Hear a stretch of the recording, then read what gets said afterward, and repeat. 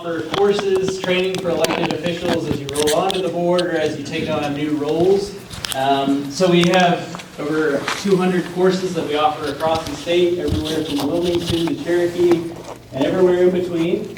We have thousands of people who take these courses, and after tonight, if you have questions about what we've talked about, or if you have legal questions, or if you have questions about things that you're encountering in Roseville, my business card is in your UNC Chapel Hill folder that you have, as well as an agenda for what we plan to talk about tonight.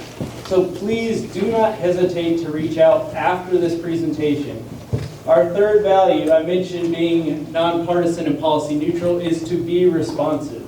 So if you reach out to me with a question, and maybe it's a legal question, maybe it's a management or organizational question, I will do my best to get back to you as soon as humanly possible, because I know the work that you do is very important and it's very time sensitive.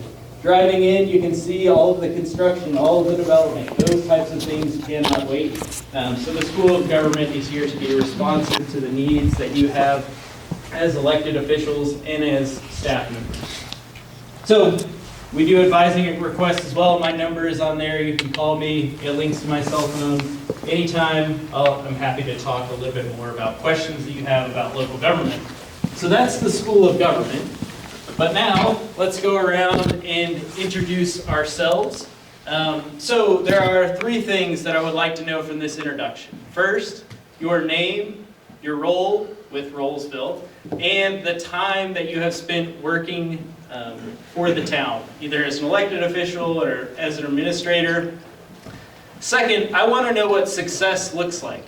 You're going to go home and somebody's going to ask you, what did you spend 5 from 8:30 doing at a town hall meeting? What was the purpose of all of that? And what I want to know is what you want to tell other people. What do you want to take away from this meeting? We met with the mayor and several council members to discuss things that they want, but we'll try and be as flexible as possible. If there's something that's not on the agenda, we'll do our best to accommodate and discuss that today. And if not, I can always provide resources after the fact. So tell us what success looks like, and then I always like to do a fun icebreaker activity. So tell us what your favorite dessert is. So to do that, we're going to start over here on the right with Commissioner Long. If you can answer those three questions for us. Sure, my name is Linwood Long. I am honored to be to serve with the town of Roseville as town council for 2 years. My favorite, what does success look like today? Transparency, growth, and as close as possible, a unified message. Transparency, growth, and as close as possible, unified message. All right, thank you. All right, my name is April Sneed, and I have didn't been... get to share my favorite Oh, dessert. excuse me, I'm sorry. I'm sorry I jumped. And since I'm one that is a dessert connoisseur, I will say cookies. Cookies. Any particular type? All cookies, except All right. for Snickerdoodle. All right. Commissioner Sneed. Okay, so from today, my name is April Sneed, 6 years on the board, past 2 years Mayor Pro Tem. So today, what does success look like for me for today? I would like to be able to say that items were reviewed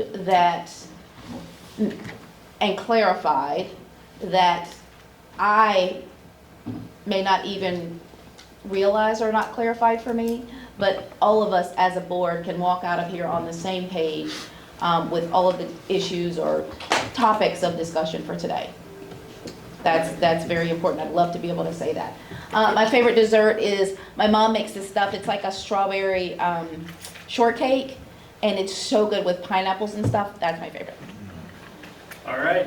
Pineapple and fruit is always good for dessert. Mm-hmm. And then did you say you had family in Boone watching the snow? Oh, my son, he's at school there. Yeah, his first year. He's so excited sending me videos of the snow. So, yeah. That's incredible. So I graduated from App twice. So it's a nice. great place to be. Very good. Mayor? Yeah, my name is Ronnie Kern. I'm mayor here in Roseville. Finishing up 6th year as mayor. Was on town council for 18 years. What success looks like, I think just continuation of the success that we've had the last 2 years. When we look at the success that we've had was great. I hope we can continue that success. And I guess the second piece of that, get out of here, would be civility. I think we really have respected each other the last 2 years, worked together in a really civil way. And I would, personally like to see that continue. All right, and then favorite dessert? Favorite desserts, any kind of ice cream. Any kind. All right. No I like favorite, this. no favorite brand or type, just any kind of ice cream. All right, any kind of ice cream and any kind of cookie seems like it would go over well Yeah. with this board. All right, Commissioner Paul. Michael Paul, I've been on this commission for 2 years. Success for today's session. This is educational, so I'm looking to learn something. And my favorite dessert is chocolate mousse. All right, getting a good diversity of desserts so far. Commissioner Alston. Everybody take all my answers. But no, Dan T. Alston. I like to go by Dan T. for short. My favorite dessert is banana pudding. And for success for today is the clarity with continued education, improving growth for our board, so that way we can be more transparent with our time. All right, I've heard a lot about clarity and unity in order to facilitate that growth mindset. And as to drive into Rolesville, you can't help but notice the growth, and that is a credit to the council, because ultimately growth can happen. I studied rural communities quite a bit growing up, starting out in public administration, and they had the opposite problem. They have stagnant population or declining population, but it's really a credit to Rolesville to see the excellent growth and development in this community. All right, so we'll switch over to the staff side. If you can just briefly introduce yourself and tell us a little bit more about your role in today's meeting. Well, hi, I'm Lily Richardson. I'm the HR analyst for the town, and I've been here for a little over a year now. My favorite dessert would probably be strawberry cake. I like strawberry cake. Success for today, I think if everybody took something away for today that was beneficial for them, they learned something new, I think that would be success for me. No matter how big or small, as long as somebody takes something away from today. All right, transformational experience. I like that. Good evening, everybody. My name is Eric Marsh. I'm the town manager here at the town of Roseville. I've been town manager for going on, including the informal time, 2 years. 3.5 years, well, 4 years, coming up to 4 years here at the town of Roseville in general. My favorite dessert is my mother's chocolate chestnut pie. Emphasis on my mother's. And as for what does success look like for today's session, that we just leave with a deeper understanding of each other and an agreement on what does it look like to build on our success to date. And just, I would say those are the two things I would like to see most. Perfect. Dave Neal, I'm the town attorney for almost 6 years, and I've been working with the town for a little over 20 years with my law firm, which has served the town for close to 30 years. Success today, I think, would be for everyone here to feel open and be honest with what their thoughts are, so that we can maximize the productivity of the 2.5 hours we have. And my favorite dessert is the Snickerdoodle. I would say that. This might be the first time I've had some contention with this icebreaker, but I just figured they're going to be available. well, we might keep cookies off the table for discussion time. All right, we'll keep moving here. Good evening, everyone. Stephen Pearson, Assistant Town Manager. I've been with the town of Roseville 10 months this year. My favorite dessert is probably too many to count, but I'm just simply strawberry ice cream, rainbow sprinkles. as well. What does success look like for me? One of my primary responsibilities is implement the strategic plan for the town. So just kind of understanding the strategic priorities of the board, figuring out ways that the town can continue to be impactful in serving the citizens of Roseville, and we can be more strategic in how we serve the board as well. So we need to be unified on that front, how to best serve the town while we continue to grow. Thank you. I was talking with my co-presenter, Lindsay, who you'll hear from in just a second, and I don't think I've seen a lot of strategic plan marketing and different ways to get that out to the community, but I haven't seen one just like you have in front of you, the laminated copy, where it's sort of ever-present in front of what you're working on. So I really like that step to have a constant reminder of the goals that you're working towards, because what I've heard so far centers a lot around unity and building on continued success. So working towards a strategic plan that you all have voted on and agreed on is a great way to achieve that. So now you're going to hear from my co-presenter, Lindsay Ray. I'm Lindsay Ray. I'm the Intergovernmental Relations Manager for Chatham County. That's a new position for the county, and I've been in that position almost 2 years. I was the clerk to the Board of Commissioners for 12 years before that. I've had the pleasure of serving 16 commissioners in 14 years, and have had a great, I feel very lucky that I've seen how boards work well together and sometimes how they don't. And so I've been working with the School of Governmental Facilitation for the past year, and really excited to be with y'all. All right, and I can't let you off the hook. What's your favorite dessert? I would say my mom's apple pie, because it's my grandmother's recipe. It's the best. All right, all right. So my name is Cole Jensen. I grew up in the western part of North Carolina, near Boone, North Carolina. I grew up on a farm there. Moved to Georgia, been there for the last 5 years, spent some time in Athens and Statesboro near Savannah, but I'm very excited to be back in North Carolina. And the great part about this job is I get to go all over the state to meet with elected officials, with administrators. So today, what success looks like for me is helping you all reach the goals that you have set around having a unified message, a better understanding of the places that you're working from and the vision you have for this community, and providing forums to learn about different approaches.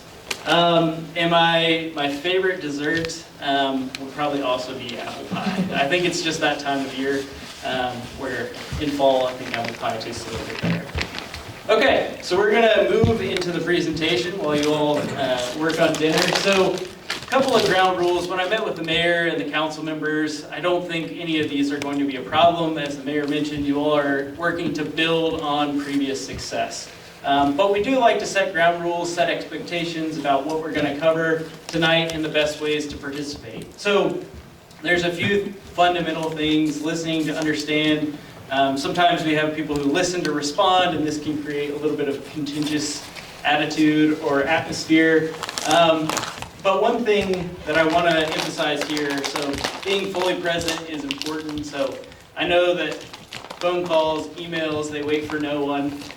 But to the extent possible, it's good to be fully present.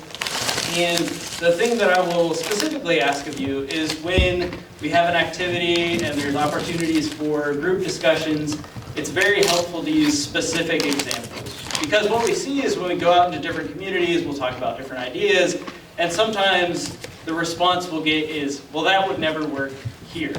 And that's a perfectly fine thing to say, but it's unclear why. What is it about Roseville that would make it difficult for an idea to work in that place? Because if we can identify the difficulty or the root cause of that problem, then it's easier to work to find common ground, to find a workaround to that situation. So to the extent possible, try to be as specific as possible and seek common ground. But that's only possible when we're talking in specifics rather than being general. Any questions here? Okay. So this is the format that we are going to follow today. So we've got 4 items that we're going to talk about. So we're going to talk very briefly about forms of government. The attorney for Roseville is probably familiar with some of the statutory language around forms of government. We're going to talk a little bit about the rules for what you need to know in terms of the relationships between the manager, the council, the mayor, and the rest of the staff. And then we're going to get into a really cool and interesting exercise with Lindsay Ray. She's going to guide us through a discussion where we talk through some of the expectations that you have for the manager, that they have for the board, in terms of improving what's working well and re-examining the status quo to find what we like and what we don't like and what we'd like to improve. So that'll be the third thing. And then during our meeting, there was a question about how to deal with difficult vote outcomes. So I'm going to share a story here to start. So the very first local government community that I worked with was in Western North Carolina. And one of the council members ran on the platform that he was going to get lights for the local ball field. That was his entire platform. He gets into office. And of course, one of the first things that he wants to do is have a vote to get lights for the ball field. He does that, he sort of strong arms his way into getting a vote on the topic, and ultimately that vote failed. And this left him without sort of a true north in this process. So he had run, that had been his whole campaign, and then he ends up losing, and it was a pretty close vote. It was 3-2 against his proposal for new lights for the ball field. So that type of difficulty and vote outcomes can create a lot of disappointment. It can lead to contentious attitudes sort of among the board members. So what we're going to talk about today is different ways in which we can repackage or reframe those experiences and move forward in a way that's healthy and productive. So we've got a worksheet within the UNC folder that I've shared with you, but we've got some additional activities that we'll do there. So these are the 4 things we're going to cover today. Forms of government, roles and responsibilities between the administration and the elected officials, or the town council in this case, and then setting expectations. Beyond what's in state law, what are the expectations? And then for when difficult outcomes occur as an elected official or as an administrative official, how can we deal with those in a productive way? So we're going to start by doing a little bit of trivia. So we're going to talk about forms of government, which usually when I bring this up, people are like, what are you talking about here? Are you talking about organizational structure? What does form of government mean? So to preface this discussion, let's do one trivia question. We're going to start off by talking about the U.S. Constitution. Does anyone know how many times local governments are mentioned in the U.S. Constitution? And you can include the amendments as well. So, I do not. Okay, there we go. Anyone want to hazard a guess as to how many times local governments are mentioned in the Constitution? 0. 0. Correct.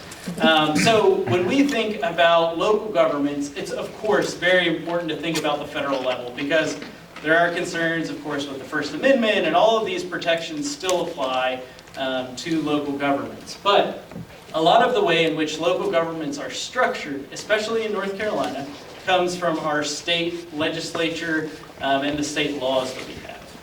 So these state laws give us 2 options for form of government. They give us a mayor-council system and a council-manager system. So these are the 2 options in North Carolina.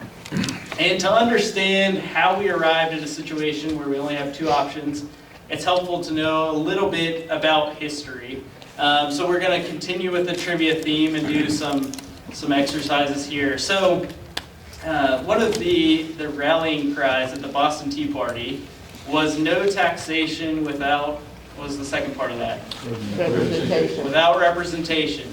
So when the United States was formed at the local government level, what they sought to do was increase representation. So what this looked like in New England was town halls or direct democracy. Everyone would come in and they would vote on the issues in front of a community. So that could be adopting a budget or deciding which roads they were going to patch. But as time passed, they quickly realized that people were too busy to always come in for these council meetings. So the town hall form of government, or the direct democracy approach, ran into a lot of problems early on. So what we ended up with was this mayor-council system. And that is where, instead of having the people come in and vote directly on each issue, you have elected representatives who serve on behalf of the population. So all of you here have been elected by a constituency, and they have trusted you to advance their public interest within Rolesville.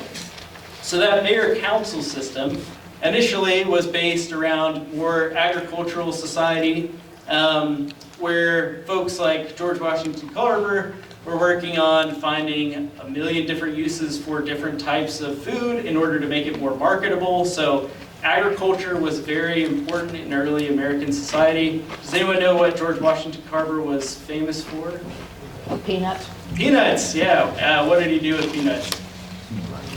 Yeah, he ground them up to create peanut butter. So early in American history, you have an agricultural society, so you have a mayor-council system where you elect representatives to come in and work on your behalf. But over time, there comes a shift in American society where we're going from agricultural to an industrial society. So we have industrial plants that are built all over the United States, and they have a different corporate governance structure than a farm. A farm usually has a farmer and workers who will do the work, and then they will go from there to sell the product. But in an industrialized society, you have a board of commissioners and you also have a CEO.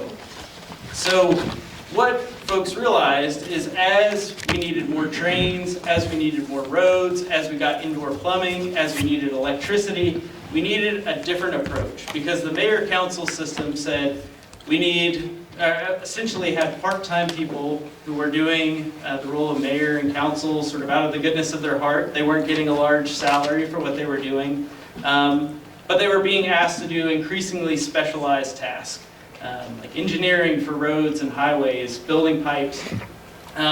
So what happened was, in North Carolina, instead of having just the mayor-council system, we adopted something called the council manager system, which includes having a CEO-type position, which is the city manager who runs the day-to-day operations of local government, while the board sets the direction. So the manager only implements what the local government board tells them to do. And this information about what form of government you have can be found in the town charter. So I have a law colleague who always says, if you want to find the answer, you can look in the town charter. And if you're still confused, ask the attorney to look in the town charter, because a lot of times what we read and what the legal interpretation are can be two different things. But in the town charter for Rolesville, you have a council manager system of government. So again, this is that CEO type system where you have a board of governors, or in this case a town council with a mayor and a mayor pro tem, who hire a manager.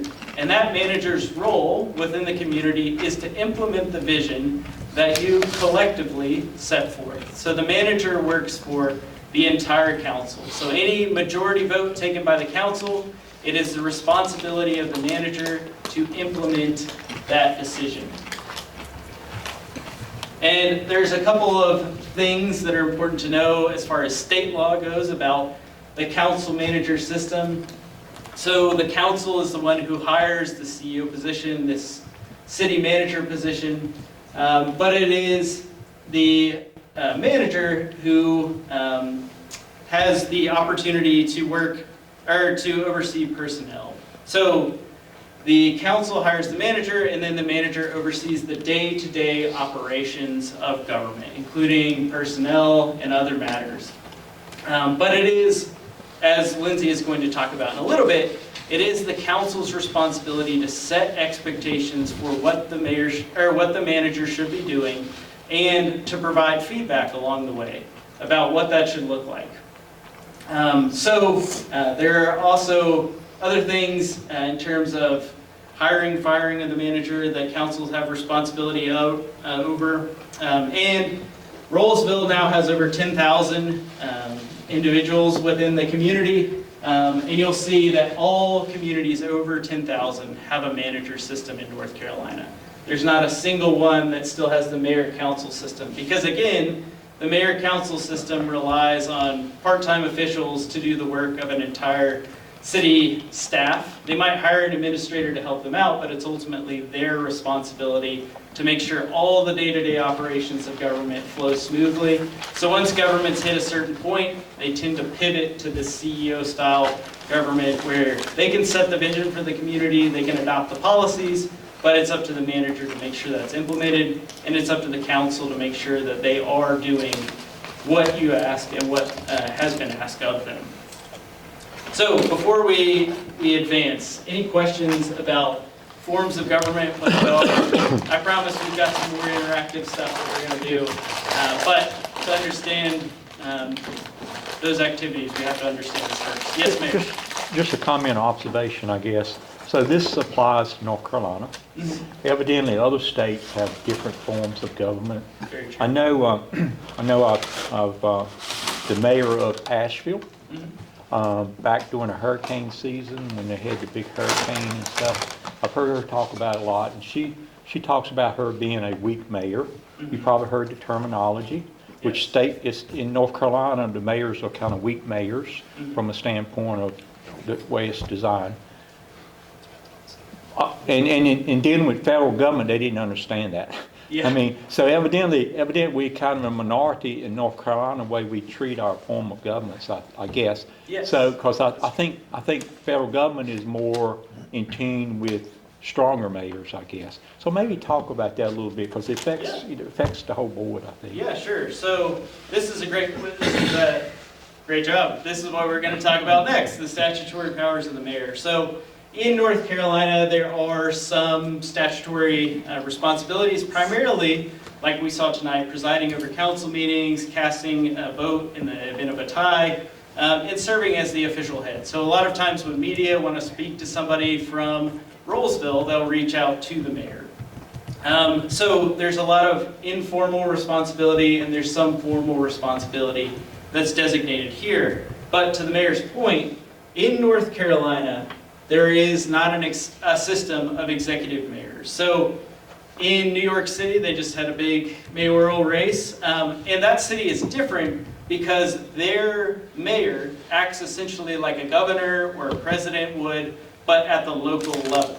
So governors and the president have hiring and firing power. Mayors in large cities also have hiring and firing power outside of North Carolina in many cases. Even in Charlotte, we don't have, which is the state's largest city, we don't have an executive mayor system.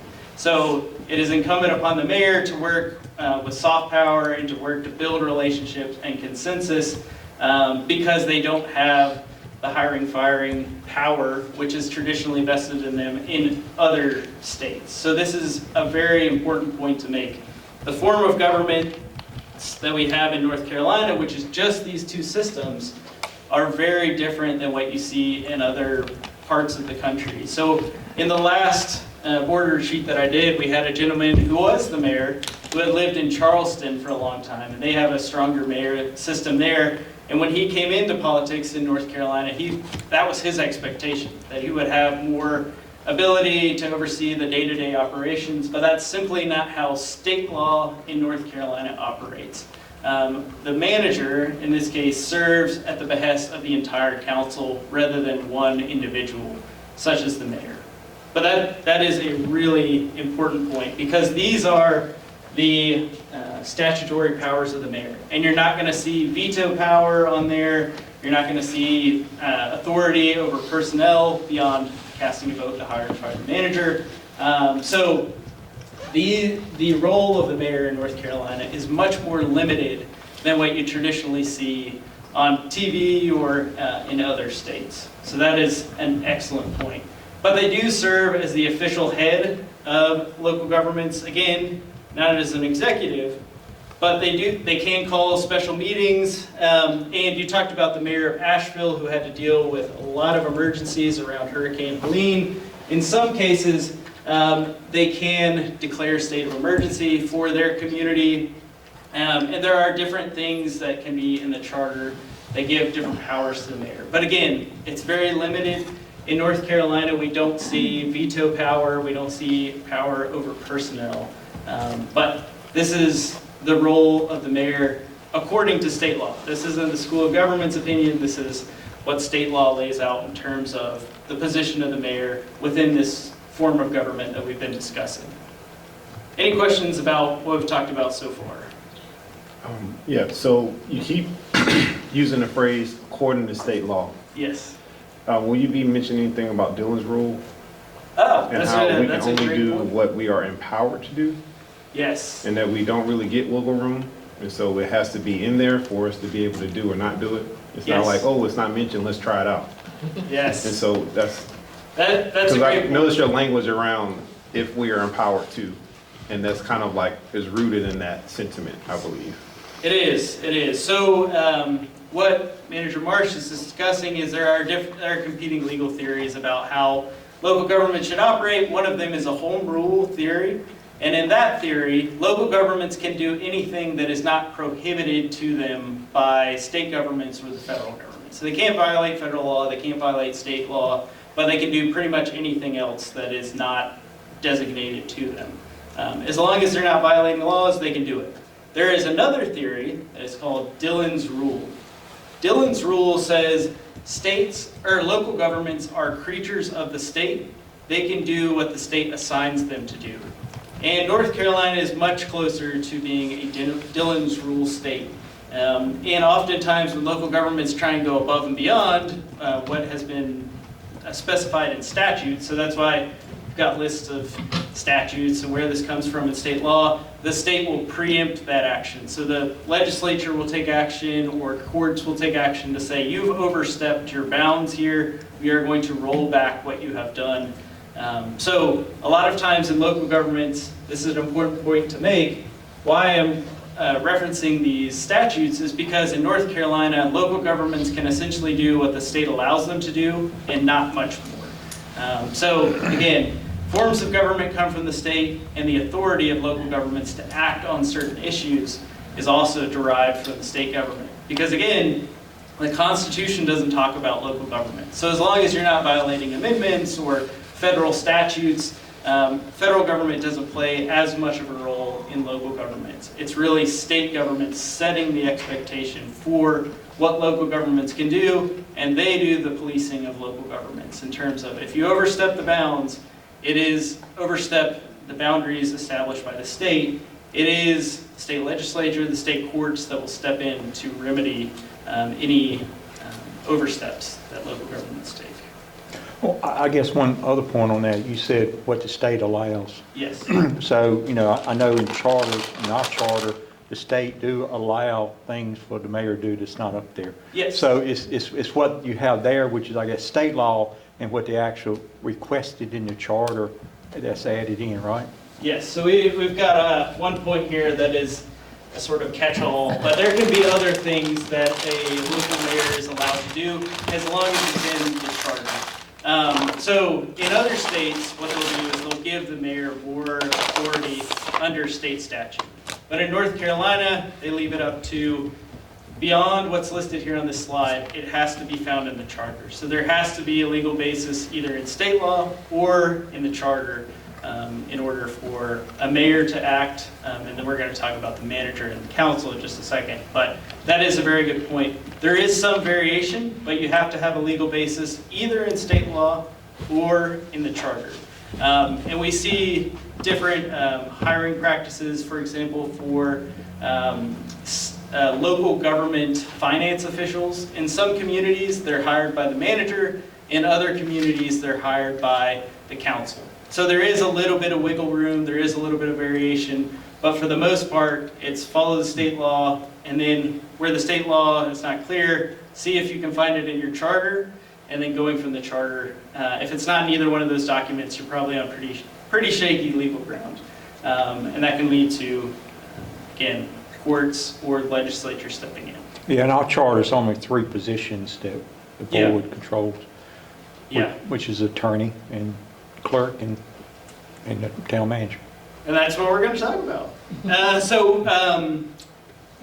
We've talked about how limited the power of the mayor is in North Carolina, but the powers of the council are pretty broad in North Carolina. Again, you have to follow state statutes and federal laws, but it is really the council who sets priorities for the entire community.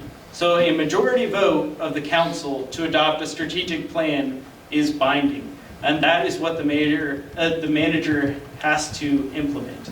But if a single council member or one or two council members want something done, that is not binding enough for the manager to have to take action. They can provide advice. So for example, back to the example of the lights at the ball field, if somebody wants to do that, they can say, there may be X amount of discretionary funds, but it would require a vote. He cannot just, say we're gonna go ahead and put up lights at the ball field. That takes a vote by the entire council. And as long as there's a majority vote, then it is the responsibility of the manager to implement that policy. So while the mayor does not have a lot of authority, as we've talked about, the council has pretty broad authority. So it's sort of like this tree. It can branch off into a lot of different areas. And you can see here, in addition to appointing the manager, they can also delegate folks to committees and commissions. So this is another way in which authority can be delegated, but it can only be delegated by the council.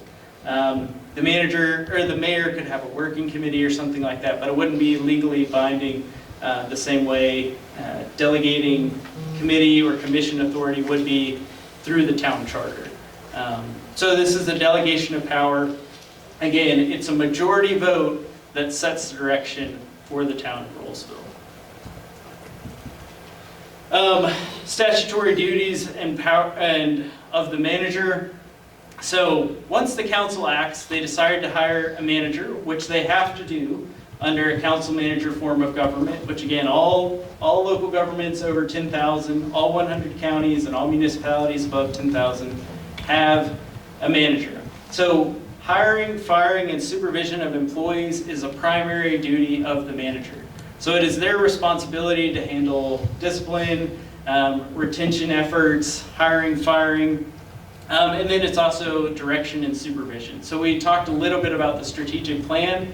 Not all of personnel is sort of glamorous or big picture things. A lot of times it's saying, we want to fill potholes at a quicker rate. How can we do that? So the expertise of a manager comes in there to involve the direction and supervision of these departments. So you've got a public works department. How can they work faster? How can they work more efficiently, more effectively? They also serve as an advisor to council. So any projects that Rolesville wants to work on, the manager is there, again, as a resource. And they should communicate with all of you equally so everyone has access to the same information. Again, this comes from state statute. These are the roles of a manager, not just according to the school of government, not best practices, but according to state law. Of course, they're also supposed to, in coordination with the attorney, make sure that we're following all laws and local rules. So they're supposed to be familiar with the charter and make sure that everything you're doing minimizes exposure. Of course, there is no silver bullet to avoiding lawsuits. But to the extent possible, they are supposed to be in compliance and help Rolesville be in compliance with local laws, or laws and local rules. They also help with the budgeting process. You may as you go through that process, you may want lights at a ball field, and it is the manager who is responsible for helping and advising with that process if that is what the majority of the board wants to do. And then, of course, you have the catch-all here. Sometimes they need to plan a meeting on a Monday night, so they bring all of this together. So there's a lot that statute doesn't address, but these are the statutory powers of the manager, primarily dealing with personnel and serving as an advisor to the council. Any questions about the roles of the mayor and the council and the manager at this point? I have one. One of the duties of the mayor is signing all the legal documents and stuff. Mm-hmm. And that's including action of the board. The mayor has to sign off on action of the board. Now, I've never had to think about that because every board action so far I've had to sign off on. I may not would have voted that way, but I agree with the board. The board has the power to do what they want to, and I'll just sign off on it. But there could be a time where I won't sign something. So if that's the case, the board approves it and the mayor decides he can't sign it, how How does that work? That might be a great question for the town attorney. I would tell you that, to the best of my knowledge, there is nothing in the general statutes that requires that you sign the ordinances that the council adopts. The clerk is charged with keeping a record of the minutes and of the ordinances that the council adopts. As a matter of custom, the mayor executes it and the clerk attests to the accuracy of the record.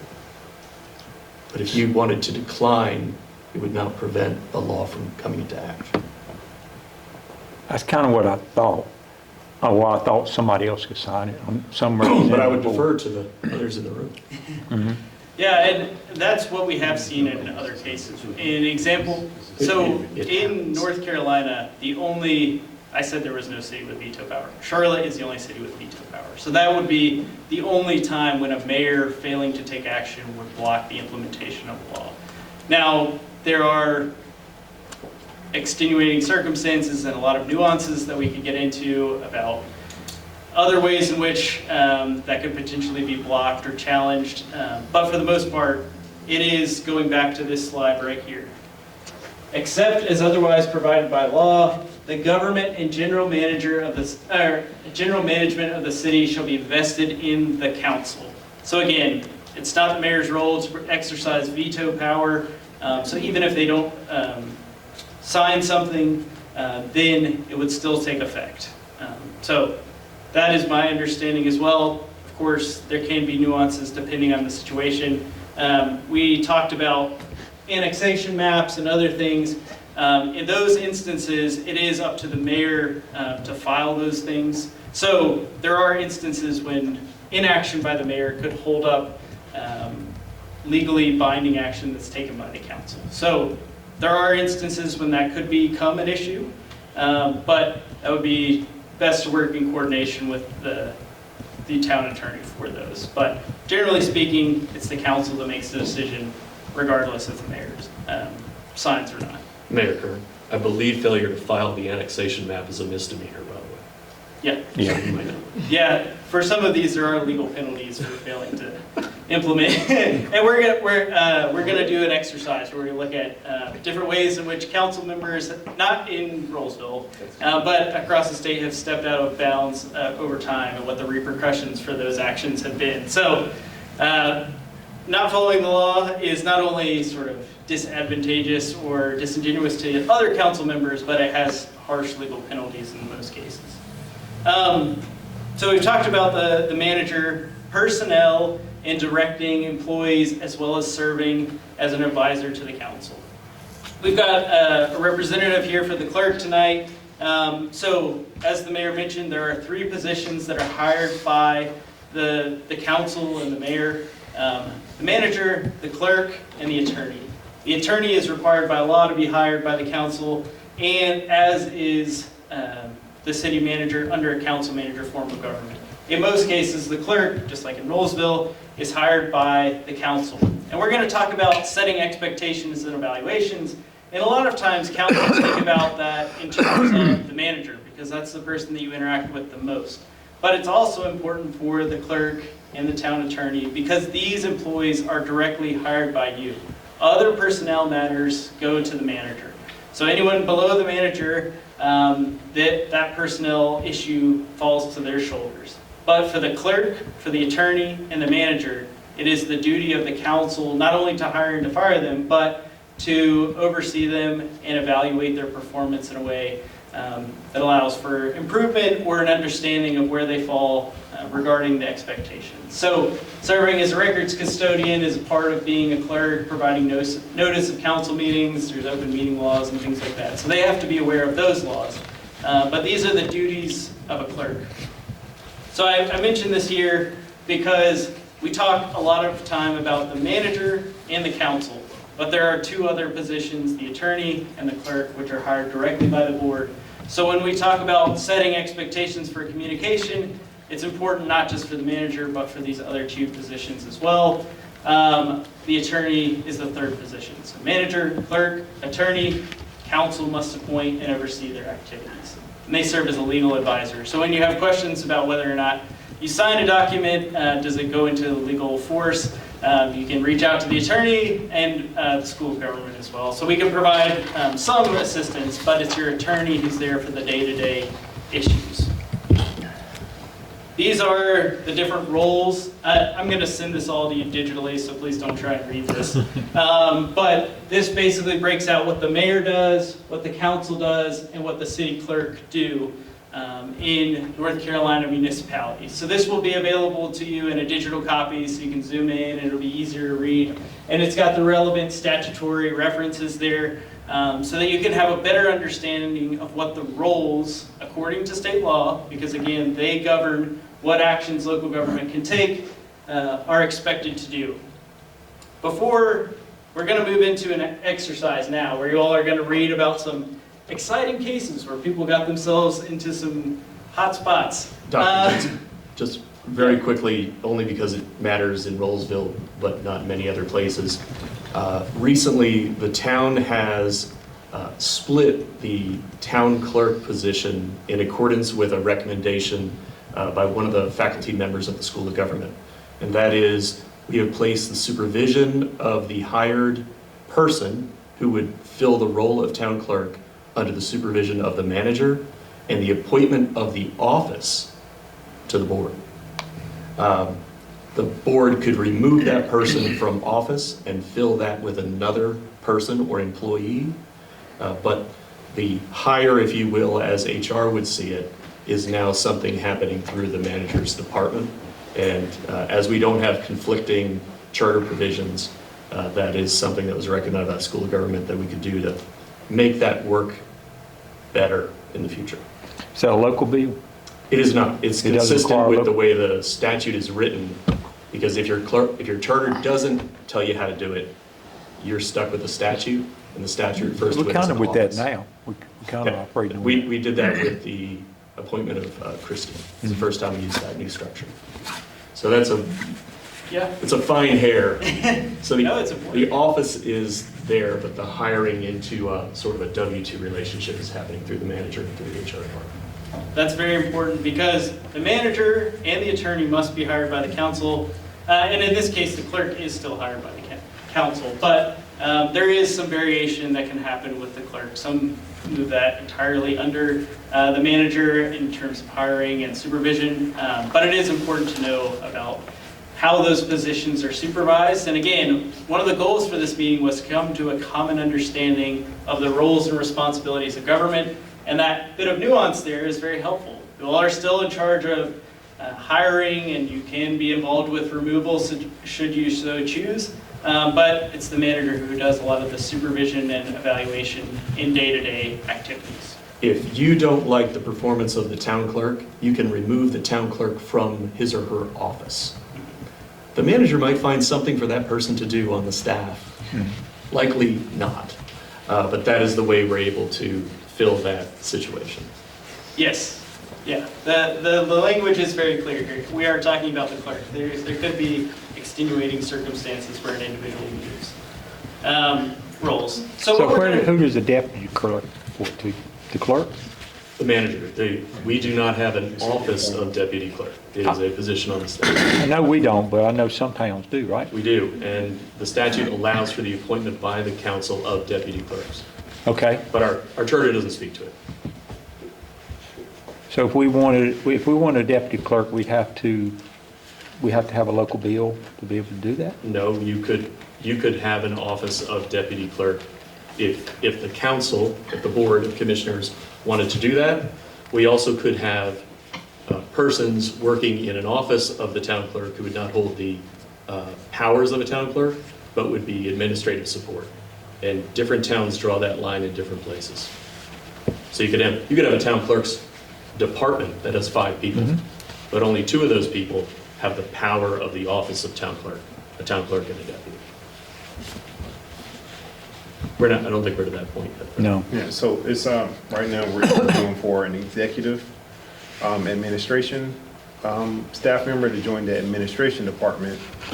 And in that person's job description will be supporting the town clerk in the capacity of a deputy or assistant in our town clerk's absence. And so we want to make sure that not just the person or the body's there, but the competency to be able to move things forward in the town clerk's absence isn't just centered around that one staff person that you have appointed in the case that she may be sick, get married, on vacation, or what have you. And so that's something that we're looking to do over the next few months, once we onboard, is to be able to get that cross-training there and bring that before you for that designation, so that that clerk can be comfortable and be able to take a vacation or what have you. Is there a particular number that you find in terms of population of town staff where a deputy clerk is required and or used?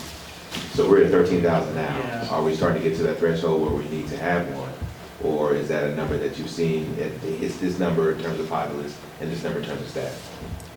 Yeah, that's a great question. So we've seen quite a bit of variability. So there are towns that are considerably smaller, like 5,000, who will have a deputy clerk. And there are also towns that are much larger, near 100,000, who will only use the clerk to do the statutory duties listed here. So they will be a council member, or meetings, they will keep a journal of proceedings, they'll serve as a record custodian, but what they will do is only that. What happens in some of these smaller communities is you get people who are asked to wear a lot of hats, and sometimes that results in a situation where you have a clerk and a deputy clerk in a much smaller community. So it really depends on the division of labor that you have established for the clerk in Rolesville, what they're asked to do, as well as the supporting resources available. So if somebody were to be hired into this executive role who could fill in on weekends or whenever it is the clerk cannot be here, that can be sort of a workaround or a way in which you can support the clerk without necessarily hiring a deputy. But usually once you get to around 15,000, they have some sort of support mechanism in place to help the clerk, because it can become a lot to attend public meetings and be this records custodian. But 15 to 20 is sort of where we start to see more robust support systems in place. Whether or not they call it a deputy clerk, that's community to community. Yeah, I think one of the problems run in today's environment is that records for the custodian, Yeah. because there's more and more requests for public records, and it keeps a person extremely busy trying to search search agendas and meeting minutes to try to get this public information to people. And it requires a lot of assistance with that. So, and the one clerk is responsible to do all that, records. And in some, All the record requests, they're responsible to do, my understanding. yes, and in a lot of larger communities, they'll have a staff who's specific, their only job is to work on records requests and things like that. And the clerk can still serve as a custodian without having to fill every records request. So again, it's all about how you support the clerk. Is somebody else responsible for dealing with these records requests? Of course, you have to coordinate with the clerk because they're ultimately the custodian for those records. But there are different ways to support the clerk, and it's sort of a workload appraisal that has to go into whether or not this individual is fine continuing in the role that they have, or if there needs to be a support system to help with public records, to help with meeting attendance. Sometimes you'll have open meetings that need records in two different places, and it's at those points when you really need to look at having an official deputy clerk role. But for a lot of communities, one will suffice as long as they have adequate support. And that support can look different. Yeah, hopefully we can one day have a deputy AI clerk. Communities are using AI for a lot of different purposes, and sometimes they work great, and then sometimes they create more work than they solve. But right now, what we're going to do, I have talked for entirely too long. So what I'm going to do as a professor, as someone who spent 10 years in college, I'm going to give you all a little bit of work to do. So we'll divide up into groups. I'll give you all different cases, and I want you all to answer each of these three questions within your group, and then we're going to come together and have a discussion. So each group is going to get a different case. So answer the questions within your group, and then you will tell us a little bit about how your group assessed that case and whether or not you would do anything differently. Because one of the requests that I got is around this statutory language that we have in all these slides. What happens if someone doesn't follow the rules? If they don't follow the rules, what happens? What are the consequences?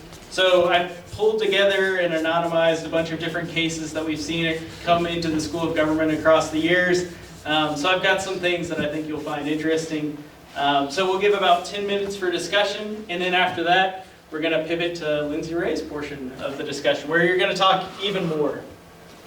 So what we will do here is we'll have the elected officials, if you can split into two groups here. Give you two different cases. You good?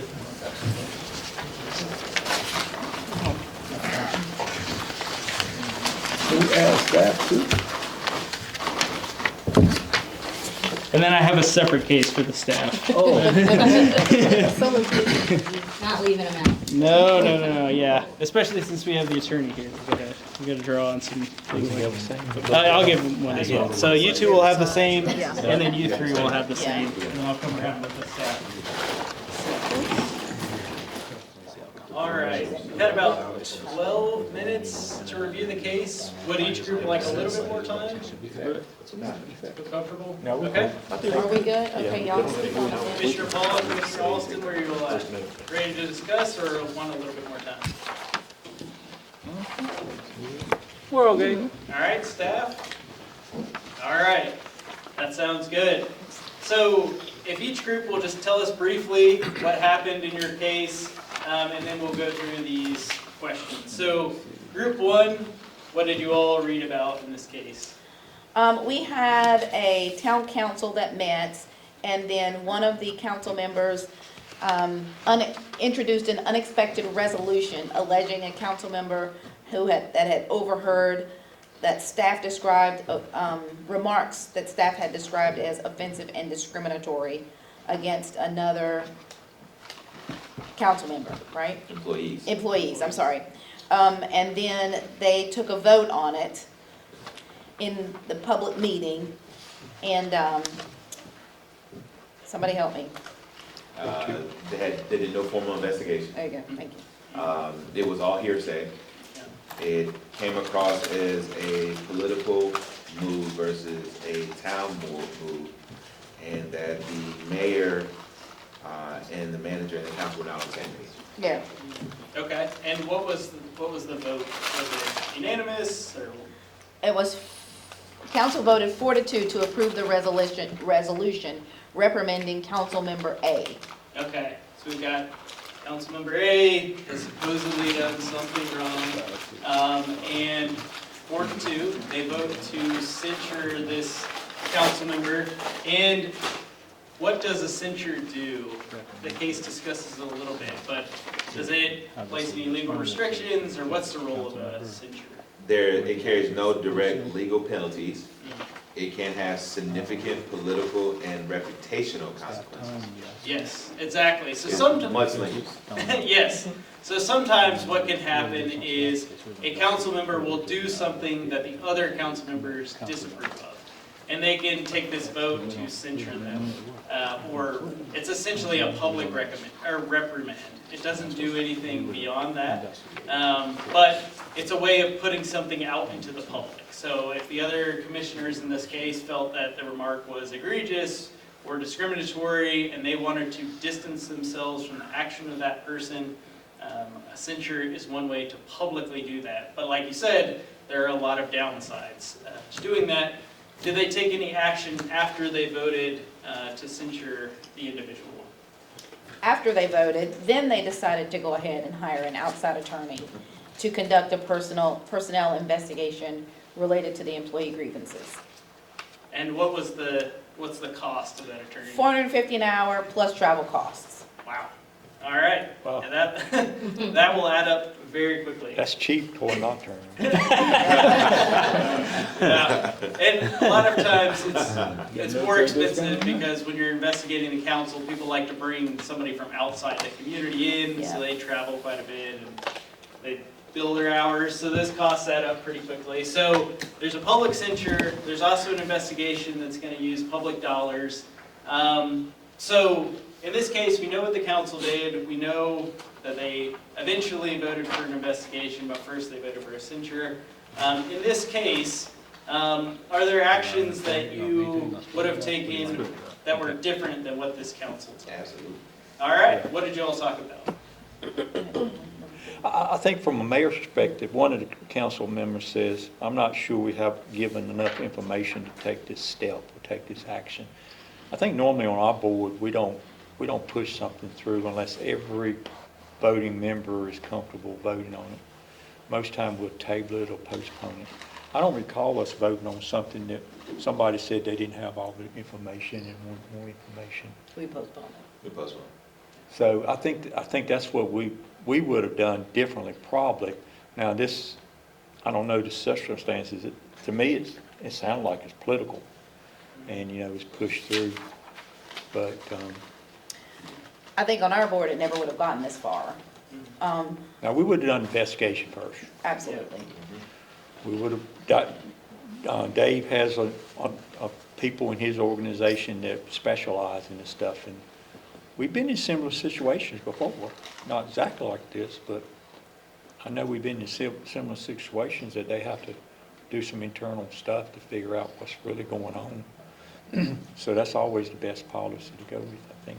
I think we also said, we also said that some of that work had to be done by the town manager as well, because the mayor and the town board inserted themselves in what it seemed like a personnel issue. And so if we were talking about swim lanes, then we were outside of our swim lane. Just out of curiosity, what is a standard censure timeline like? Are we talking a couple sessions, or are we just talking about that particular topic? Well, I mean, so this is drawn, actually not from one, but several examples and sort of grouped into one. And in each of these instances, it was a one-time, they decided they were gonna vote on it and they voted on it that night. Okay. Others can take longer. So some councils, especially ones that are more, and it tends to happen more with school boards actually, but when there are investigations, those can drag on for a long time, because then there will be a vote to investigate, and then sometimes, you'll have community members that'll say, there are these allegations that are out there and you're not acting, when they're just waiting for the report to come back to them, to essentially say whether or not they're able to substantiate what happened. So in those cases, sometimes the timeline will get sped up by public pressure. Other times they'll wait for a full report, and that can take months to determine whether or not there was actual wrongdoing. So there's a lot of variability. It can be anything from, somebody told me that council member X said this, so we're gonna vote on it tonight because it sounds pretty bad. And that often happens a lot of times. Sometimes you'll see this with body cam footage, like somebody will say something and there is a clear record that they said that. And there might be extenuating circumstances as to why they said that, but there is a recording or something like that of them saying it. And sometimes council members want to get out ahead of that, and they say, there's a video of you saying this. I don't know what led to it, but we want to issue a censure. So we are distancing ourselves from that. So there can be a lot of different paths to that, but I would say doing it in one meeting is pretty rare unless it's something that is well documented and is going to lead to public backlash. Yeah, and I'm not sure what censure benefits, especially in today's environment. Censure, somebody could use that as a campaign, speaking point that, I was censored by these people. I think, it should have went through the process. If, the town may have been sued by this employee, and that's the process. But by censoring, it just complicated things, I think. Exactly. Because the employee has avenues that they can take without, a political avenue. And I think the censure is sort of a political thing.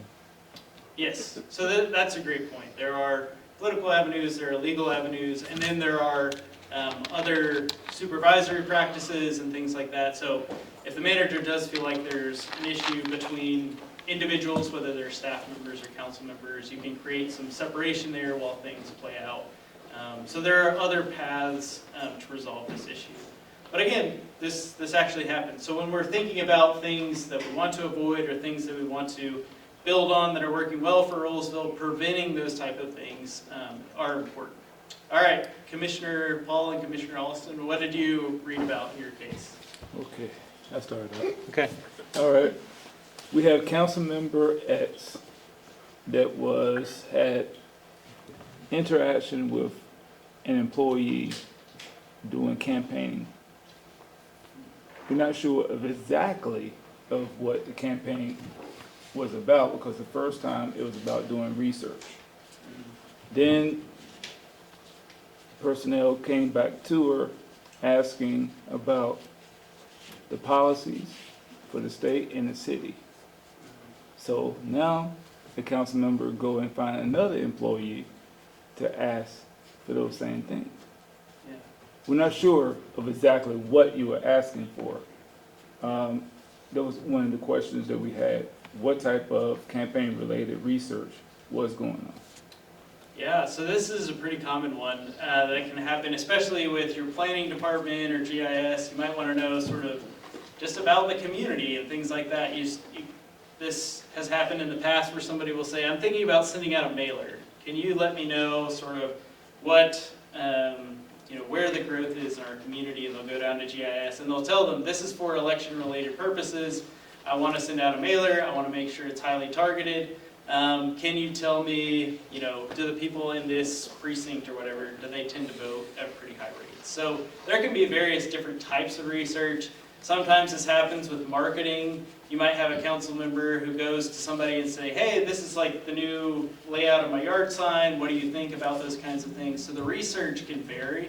But the bottom line is you have an employee who is being asked to work on campaign-related election activities during their work hours. So the type of research can vary, but they are being asked to do campaign activities during 9 to 5 work hours, or whenever it is they're expected to work.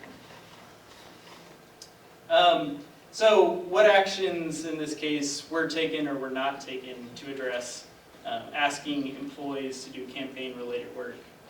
The second employee was disciplined, and then the council censured the council member. Yeah. And says what specific actions led to the censure, but we don't really know. And that's the problem. Did the activity raise to the level of censure? We don't know. It seems pretty clear based upon the city ordinance that the second employee was performing campaign tasks during work hours, and that's vague enough to encompass, some kind of discipline for the employee. But we're looking at officials are barred from using their authority to influence the outcome of election, and if the activity asked for was, like you said, just doing some research or investigation, something that was not specifically intended or seemed to affect the outcome of the election, then does it raise to the level of being censured? Probably not. But we don't know because we don't know the details. So. Yeah, and this is the difficult part as well. Oftentimes, whether it's the first situation and somebody says something, or you have some type of evidence, maybe the first employee says, they asked me to do research, and then you follow up and say, well, what did they want? They might be sort of vague because the request might have been sort of vague. But it is important to know that campaign-related crimes can be misdemeanors and carry jail time. So one important part of protecting employees as a personnel matter is making sure that they are not put in those positions where they're being asked to do things that they are legally not allowed to do. And especially where there's patterns of repeated behavior. They ask somebody, that person goes to the council, and then, you have another pattern where somebody else is caught doing the same type of work that they were specifically told not to. That tends to be where you see censures. You've asked somebody, you've done training with staff, you've talked with them, you've tried to make an educational effort, like you can use public-related information or publicly available information from the local government for your campaign. You cannot ask people to do research for your campaign or help with your campaign. So in those instances, censures are much more common than sort of the one-off where somebody might have said something, and it can seem politically motivated, but patterns of behavior tend to be more common when we see censures. Any questions for this group about their case that they had, or the first group? No, I think I would comment on that particular one. I don't think we have seen that problem in this election or anything time soon. Lately, have we, Lyric? I don't think we've seen anything similar to that. I don't think. Where we used to have a problem, and I don't think I've seen in the last couple elections, it's really the challenger, the candidate, the new people that wants information. And they're always questioning, well, for example, how much did the town grow in the last 2 years, or what was the budget, what items was spent in the budget, it's the challengers that's usually asking staff for those information. And I don't know if that happens much now. But in the past, what the staff would always do, whatever information they give any candidate, new candidate or incumbent candidate, give it all candidates. They would email, if you ask a question and they research and answer it, they would share it with everybody. And everybody that was in the campaign. That way it's not helping any one person. I guess you're serving the public a little bit in public information. So I think that's the closest thing we ever, Dave, you may remember something other than this, but. I think that's right. Also, for those who have not yet served in office, it's often difficult for staff to discern whether this is just a public records request. Is this just citizen service? We have many candidates in jurisdictions where they may not have filed as candidates yet. This is all part of their strategery, if you will, to figure out where weaknesses might be if they have aspirations for office. So you do the best you can, I think, in many of these. And for certain documents like budgets and meeting minutes and things like that, those are public records. So if someone is requesting them, then they have the right to access them, regardless of the purpose that they're going to use them for.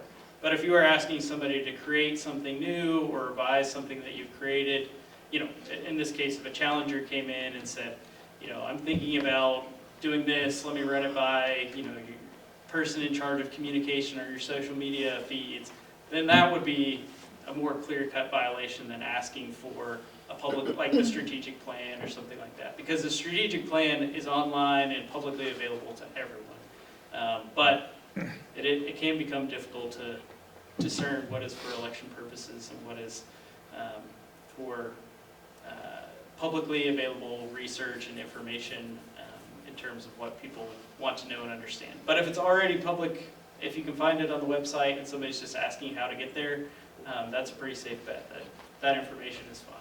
It's only when people are being asked to do specific campaign-related tasks that there can be an issue. All right, let's go to the staff for the last group, or last case. Okay, I have a sneaking suspicion this was targeting the town attorney, so I'll take the lead here. Once upon a time, in a small town, the council adopted an amendment to its meeting rules requiring members of the public to obtain the council's permission before making any audio or video recordings during public meetings. The previous rule had explicitly allowed recordings without permission. The change was introduced by the town attorney after some board members complained about a resident who had recorded portions of a prior meeting, including himself questioning whether proper procedure was followed during a special meeting. It's one of our favorite topics here recently in Rollsville. So after this new rule was adopted, a state legislator reached out to leadership of the town and warned that the new recording rule, likely violated the state's open meetings law, which expressly allows the public to record and photograph at public meetings, at our open meetings. The town attorney, in response, initially defended the policy, but later acknowledged that perhaps the wording was overbroad. The attorney publicly stated that the rule would be rewritten within 30 days to clarify the council may regulate placement of large equipment, but cannot prohibit or require permission for handheld recording devices. Unfortunately, as of the next scheduled council meeting, the revision had not yet been finalized. The group generally feels that this is a problem of too fast, too slow. And a lot of blame falls to the town attorney.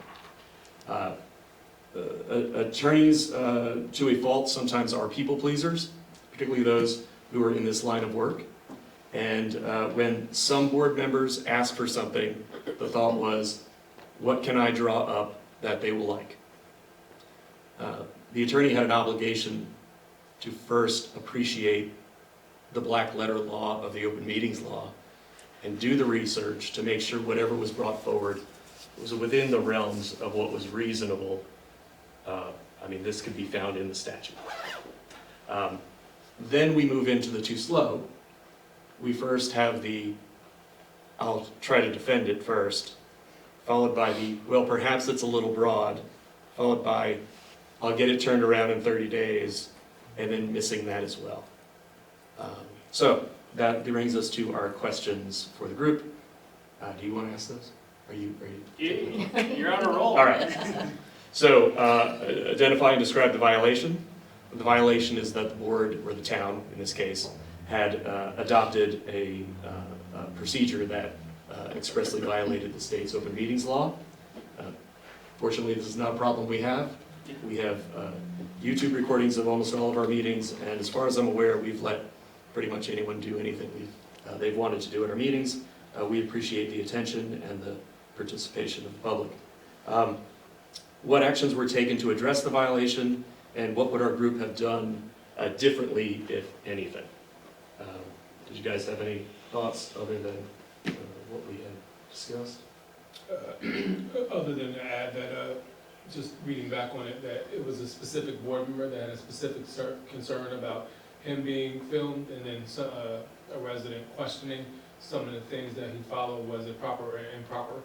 So, just making sure that the board members understand, the rules and guidelines that they must abide by at all times, and then, explaining to them the laws before we actually made an amendment to change. Did I do well? I think that's excellent. Very good, Steve. There's a danger for staff and town attorneys of getting catfished by elected officials or by senior staff. They find themselves off working on a project where the board has not given direction, which means the town has not given direction. No action was taken on this. It was a concern raised by a subset of the council that triggered a hurry-up action by the staff, in this case, the town attorney.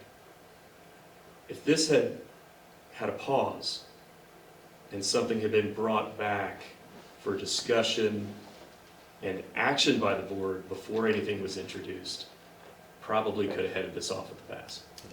I am as guilty of getting lured into the relationship as anyone when someone asks for something.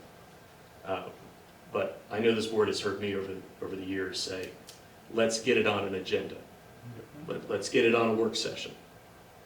Because then the staff can write a memo and there's a spot of time for someone to put together some thoughts, an A and a B option, that sort of thing. And so I think that's the learning in this. And of course, what should be done now that they've missed the promise is that it's time to get in front of it, right? We got to take our lumps.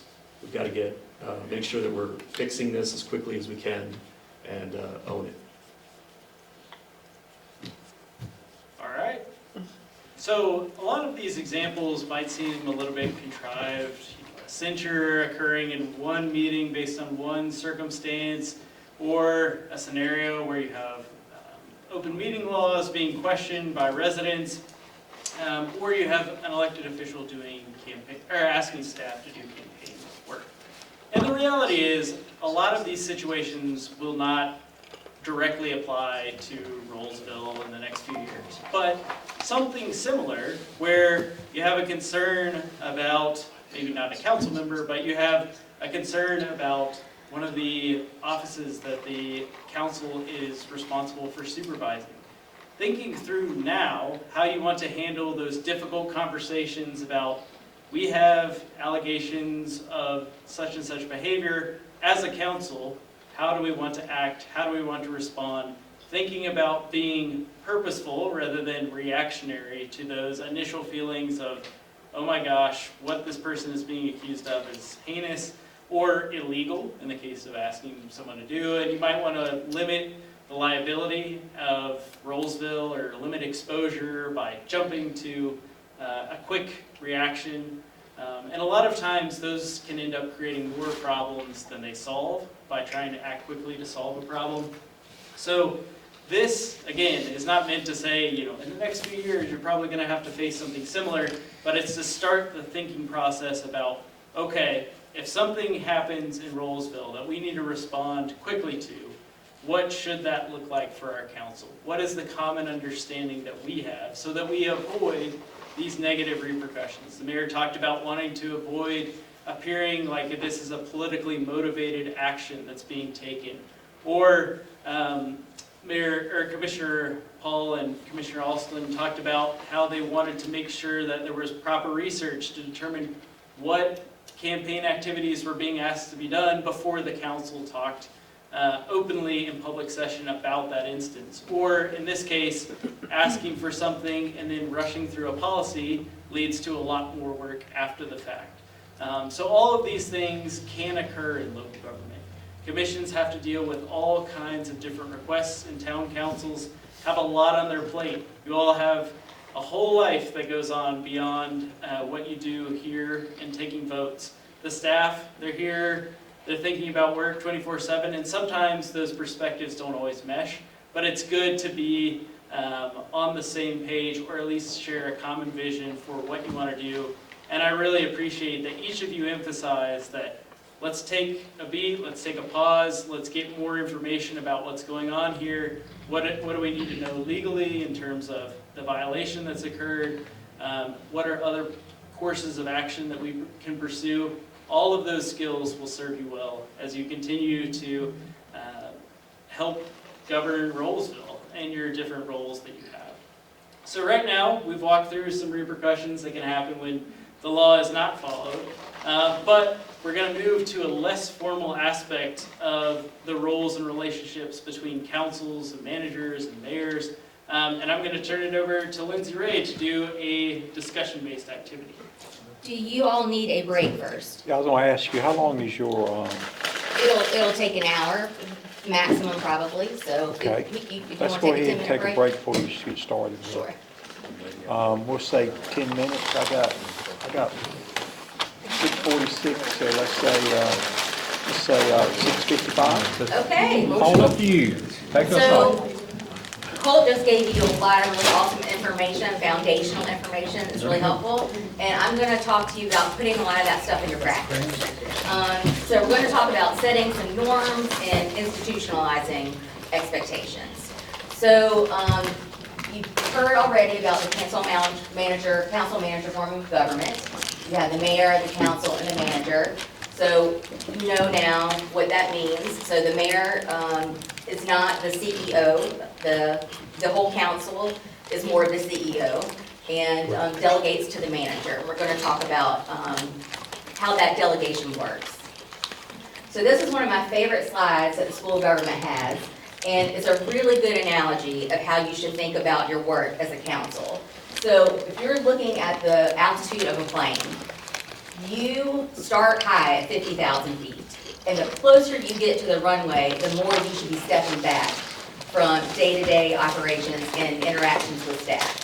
So you always want to think about, you're responsible for the vision, the mission, the purpose, setting strategic goals, so staff knows what to implement. You can prioritize action items. But the further down you go, the more you want that to be the manager and the manager delegating to staff. You don't need to be in the day-to-day operations. That is for the manager to handle. Does anybody have any questions about that? Are you gonna elaborate more on that? Yes. Okay, good, I'll wait then. Okay. So here's a visual of the council manager form of government. So you guys are the town boards of commissioners, and you delegate to the manager. The manager delegates to all the city departments. So those arrows go straight down. If you're doing a whole lot of going around the manager down the departments, I want to tell you as a staff person why that is hard. If the mayor comes to me as a staff person and asks me to do something, I'm going to drop everything I'm doing to handle that one thing. But that might not actually be the priority at the time. The manager and department heads know what the priority should be. So it's really important. Now, there will be times that you'll ask staff a question. And my advice for that is that you always copy the manager. So if you email a staff member asking a general question, copy the manager on that so that he stays up to date on what's happening. But going to staff directly makes them feel that they are required to drop whatever they're doing and to help you. Not saying that there might not be a time where that happens, but letting the manager delegate that through department heads. So I want you to think, you don't have to say anything right now, but be thinking as we start to talk about expectations, what informal norms you already have and what you already practice. And think about what's working well and things that might not be working so great or that you'd like to improve. So accountability, who holds you accountable? You hold yourself accountable, the voters hold you accountable, but it's really important that you hold each other accountable. And so that's kind of where expectations are really important. If you have agreed upon expectations, you know how to communicate with each other, you know how to communicate to the manager, everybody knows what to expect and stays on the same page. So staff is not holding you accountable, right? You don't want to be the one holding them accountable. You need to be holding each other accountable. And that's a lot easier to do if you have some expectations. So the first thing we're going to talk about is your expectations of each other. And I've put some examples from boards I've worked with in the past, and some of their expectations have been respond to constituents and share communications, and response amongst board or chair or board mayor. Do not jump on staff, be mindful of their workloads, allow one another sufficient time to express an opinion, show respect for one another, especially in public settings, show up to meetings prepared, and discuss rationale for decisions and votes. That's one of the ones, if I had any piece of advice to give elected bodies, it is make sure you're saying why you're voting for something, especially if you're voting no, because that gives the public the chance to see themselves represented. If you think one way, somebody else in the community has that same thought about an issue, and it's important that everybody get to express why they're voting on something. So I'm going to get you back into your two groups, and we'll let staff hang out for a little bit. But take 5 to 7 minutes and come up with 3 or 4 expectations of each other in your groups, and then we're going to come together and talk about them. So you might want to use some of these that are already up there. You might already be doing things that you want to make sure is represented, or you might have something new that you would like to try. When we come back together, I'm gonna write everything on the easels, and then you'll decide as a body if that's the list that you want to stick with, then formalize. Does anybody have any questions about that? Okay. Break. There's only 5. What? 5? That's what I have. There's only I'm 5. prepared with homework, but What did I say? 2 groups. 2 groups? Okay. Go, sorry, yes. Yeah, 3 to 4 groups. Yeah. Oh, no, 3 to 4 expectations Yeah, okay. for 2 groups. 2 okay. groups. So that's my, I'm agreeing with you on that one. Come prepared with your homework. Right? That's right. Sorry. Expected, yeah. Reading the package. Groups of 1. Come to a consensus. 2. Not coming in with a fixed mindset. What's up? So do you, can you think of anything that is not there? That's what I'm Working on the have an open mind. globe. And you can have as many or as few as you like. I've got the globe, I'm gonna put it in my office. There's more board I got, so I set it aside. Understand towns wants it, it's not our own. I think number 1 is the Oh, that's sweet. which leads me to a question for her That's very and sweet. Eric. Have You guys own to the rabbit hole? I don't know if it should be. But anything I talk, Oh, he's not there yet. He does watch Lego Masters and Junior. It just came on TV, but we usually watch the bigger Lego ones. so he's not involved. Junior's just released this year. It's good. Yeah. So we did the Lighthouse. That was issues. But then they need to go to him first and not to you. And then I just, So I think that that chain of command. I just got him needs to be- the Ewok. I don't think he'll enjoy it as much as I will. Why doesn't that? Understand And the then town's there's a Gremlin one or two that just released. Oh, because they're doing what they're supposed to do. And they have somebody in there that they can. That's my That's great. I say Chinese I agree with that. Lego trains. They were Lego blocks. I couldn't tell. Yeah. They just never remember anything on top of them. Mm. And they were Is there anything else? Ready, man. Not- You ready? Yeah. They were like Lego. Are y'all ready to? Yeah, I think so. There's nothing official. All right, let's start in the back. What are some of the ones you came up with? Have an open mind when we're making decisions, meaning don't come in here with a fixed vote, because those are against general statute. So I will make sure that that's one expectancy is that I will uphold, is make sure the integrity of the board. So, open mind when making decisions, don't come with already fixed knowing vote. how you're gonna vote. Correct. That's a pet peeve of mine.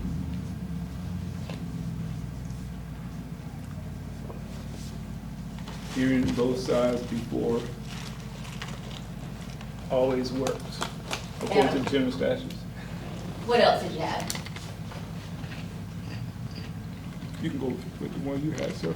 Understanding the town's wants and needs, I'm not sorry, our, can you repeat it? understanding the town's wants and needs, not our own.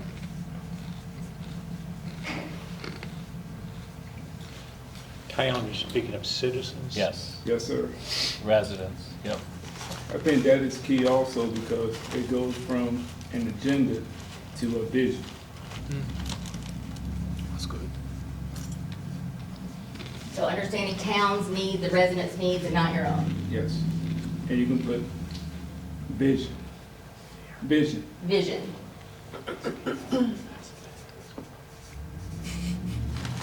Any others? Everything else is on your list. Do y'all want the ones up here to be included? We reiterated several of these, which we think are extremely important as well, Okay. such as the coming prepared with your homework done.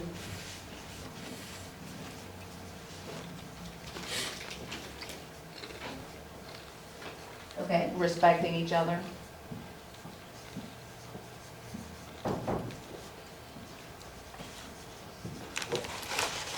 Don't worry, I'll type this up for y'all. I'm not gonna take pictures and make you read my chicken scratch. No photography. And then another one that we felt needs to be pulled out and emphasized is do not dump on the staff and be mindful of their workload and be prompt. Be prompt. Uh-huh. Those are two separate ones. Ma'am, if you don't mind, I just one just popped in my head about coming here willing to work and just do your job. I'm willing to work.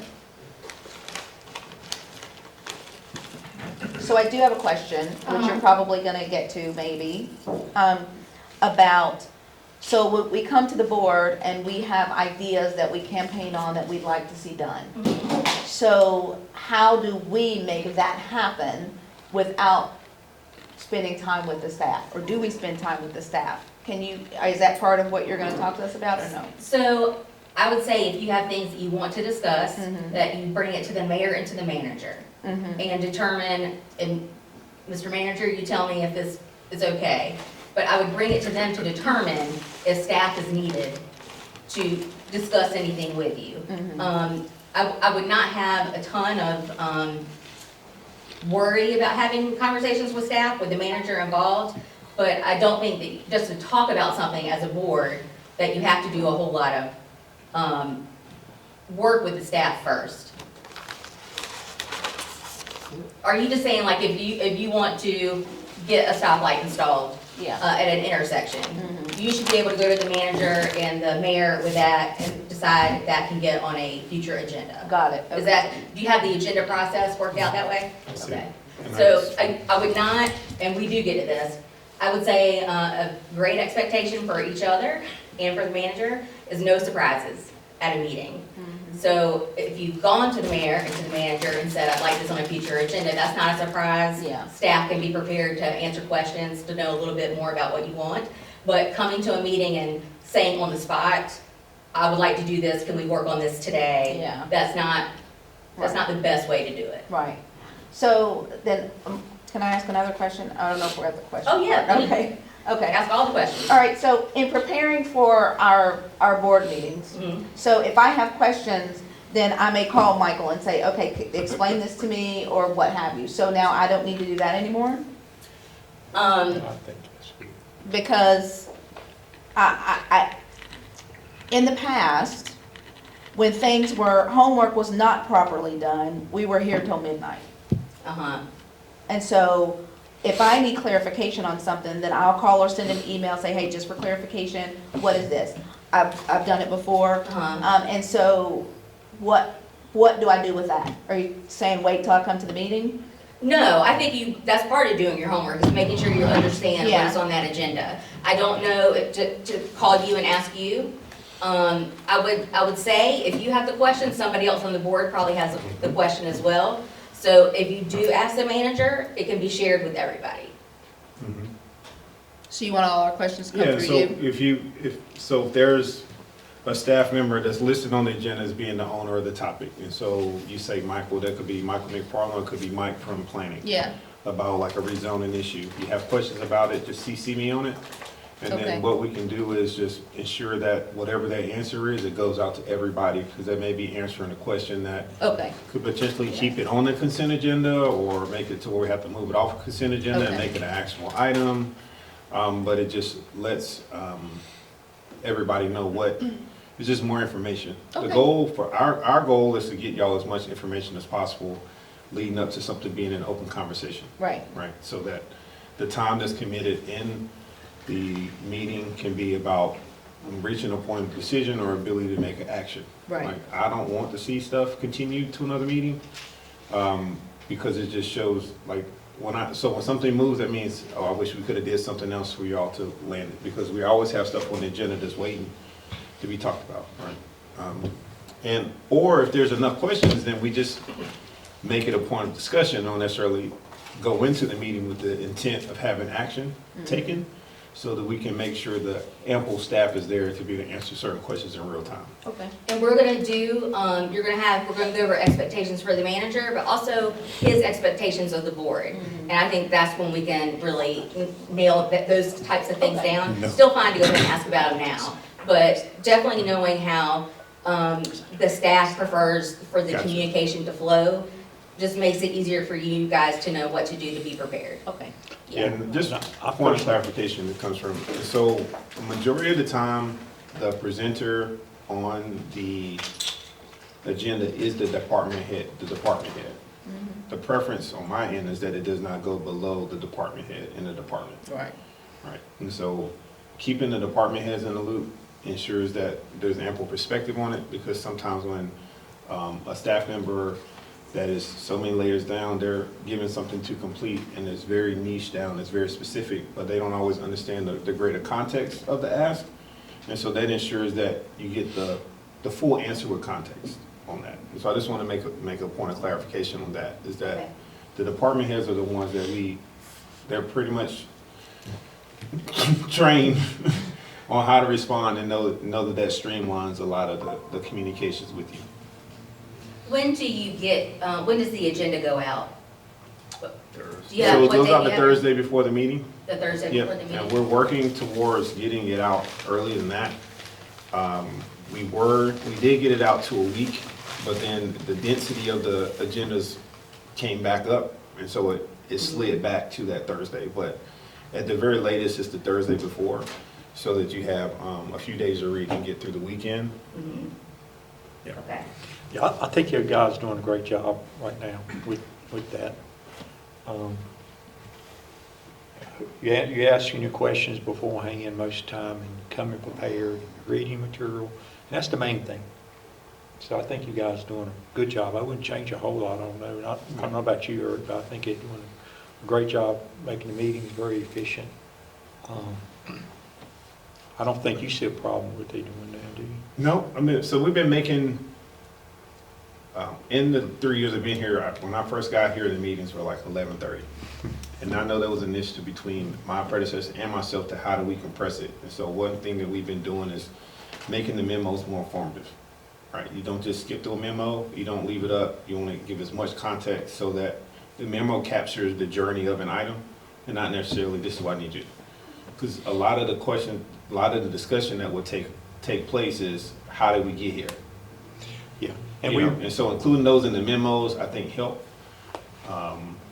Yeah. But we've been more intentional about engaging you all and making sure that items get to a point of decision quicker and not having it list a whole bunch of things that are moving, skipping to one meeting to the next. 'Cause I think the work sessions have a whole lot. That's where most of your answers need to get answered in the work And I session. think April's point is well taken, that this board in particular has been a lot better prepared going into the meetings than maybe past boards have been.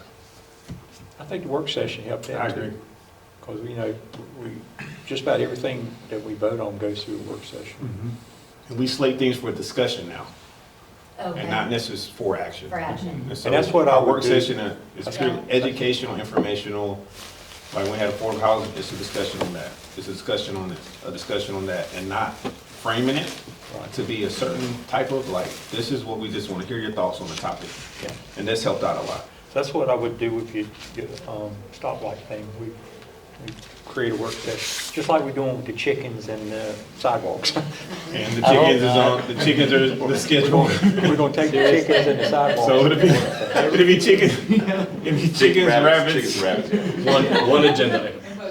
That's just one agenda, That's one agenda. all together. All Sidewalks, chickens and chickens, animals. rabbits. That was literally the joke today in our agenda meeting.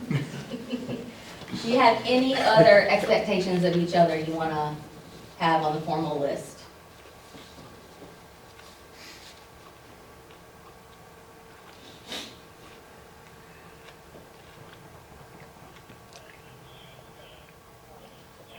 If not, we'll move on to the next, if that's okay. We can always come back to it. So next,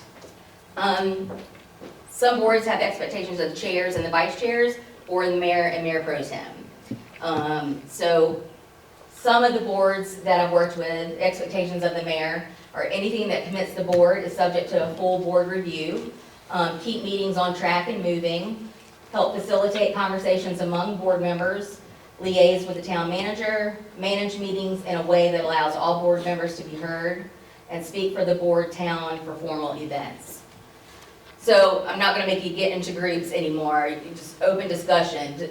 Anybody have any thoughts about those specifically, or do you have others that you want to list?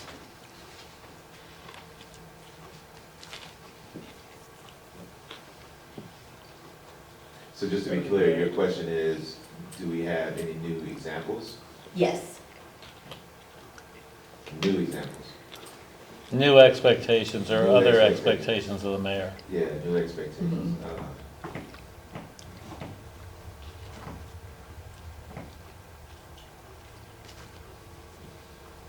I like to keep meetings on track and moving. And here's my, holding our speakers accountable to the 3 minutes. I think we need to have a standard behind it, because at times, citizens take their liberties when we have other things we need to be doing. And I think when we hold our citizens accountable to not only the 3 minutes, but also their speaking engagement, it makes our meetings flow, and there's less disruption. Do y'all have a public comment policy? It's 3-minute policy. Do you have anything like, if multiple people are speaking on the same topic, from the same group, just have one person speak on behalf of the whole group, or do you let? We've had He's that, had we've several had it before, real big public hearings and stuff. But mostly people run over 3 minutes. 3 minutes is quick. Is it rude to cut off the mic? I wouldn't cut off the mic, I would ask them if they could summarize their comments in 30 seconds. So it is rude to cut off the mic. Yeah, I would, sorry, yes, I would not Yes, do that. They have a right to speak. You can sound a buzzer to let them know that it's not, but, I would not cut their mic.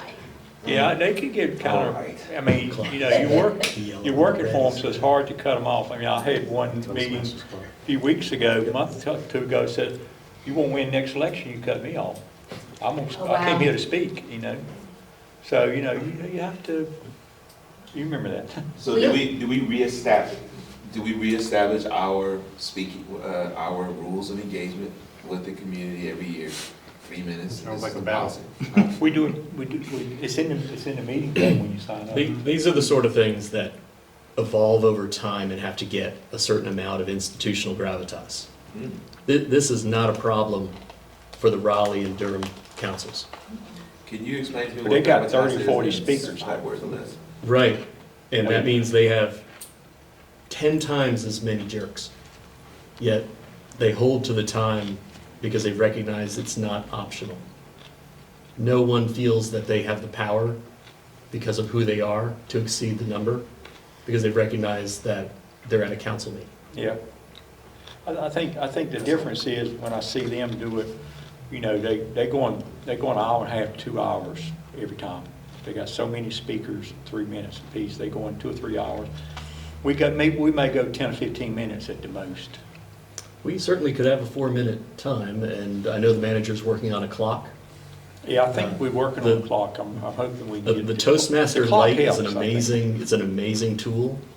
Folks like to, most people stop at red lights. There is Yeah. nothing that makes them stop there, but just sort of some appreciation, because the chief isn't gonna get them all. Some boards does the red, yellow, and green light. It Yeah, is, that's what it we is do. effective. I It think is that's effective. just, I think that's a standard, like, we have to start somewhere, because at this point, we're still doing some Wild West actions. Yeah, so what we do, we have the green, yellow, and red light that also beeps 3 times when they're done.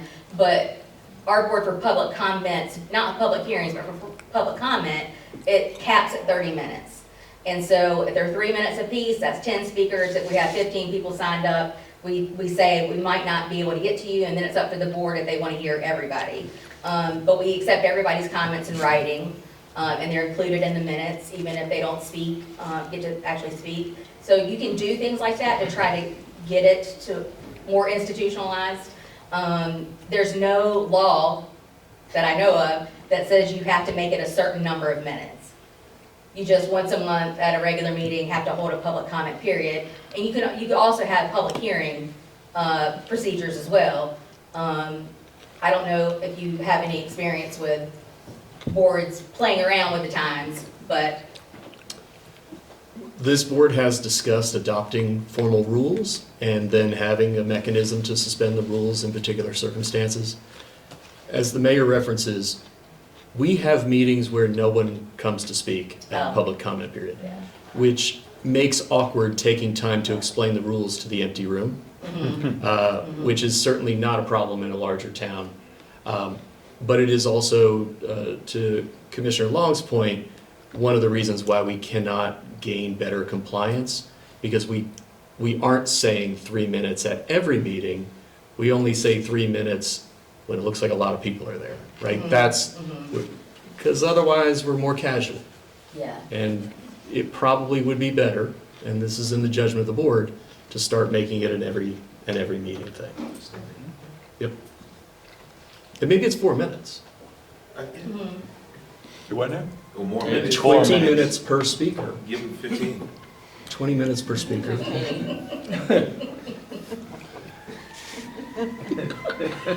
Let's not. Yeah, and if you start to get a lot of people that come, then you can talk about reducing it down, Yeah. you know? Yeah, we were trying to fill 20 minutes. You have to fill those. Another expectation of the mayor, I think, speaking for board, town, and formal events, I personally want to thank you for being good with that. What's that? Speaking for the town board for formal events, I've seen you at more football, basketball, sports games for the town than I've seen a lot of mayors, locally. And I personally want to applaud you for that. Thank you. But, not even really, but I just, more of that is always good. I just think being in place to be, if you're gonna be the elected face of the town, then be in place.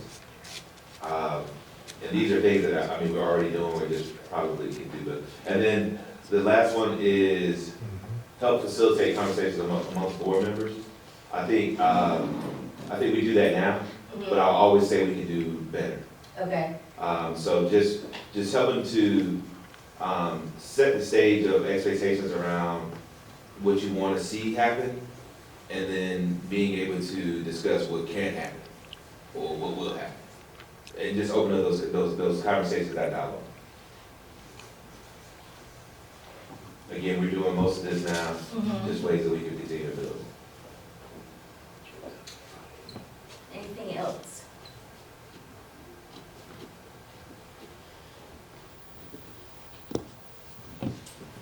I think all those examples he pretty much does right now. Yeah. Okay. I'll just do a check to know that they're all being done. And these are things you can always come back to. My board and some other boards I've worked with, they do it every year. Every year they review expectations, because every board's a little different. And you want to make sure you're capturing everything, and every year is not that often. So things can change, but they might stay the same. Some years ours have stayed the same, sometimes they change. Are you ready to move on to Mayor Pro Tem? I have one question. Uh-huh.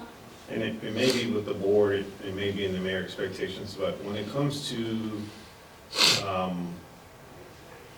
the board holding itself accountable, from the manager's standpoint, what's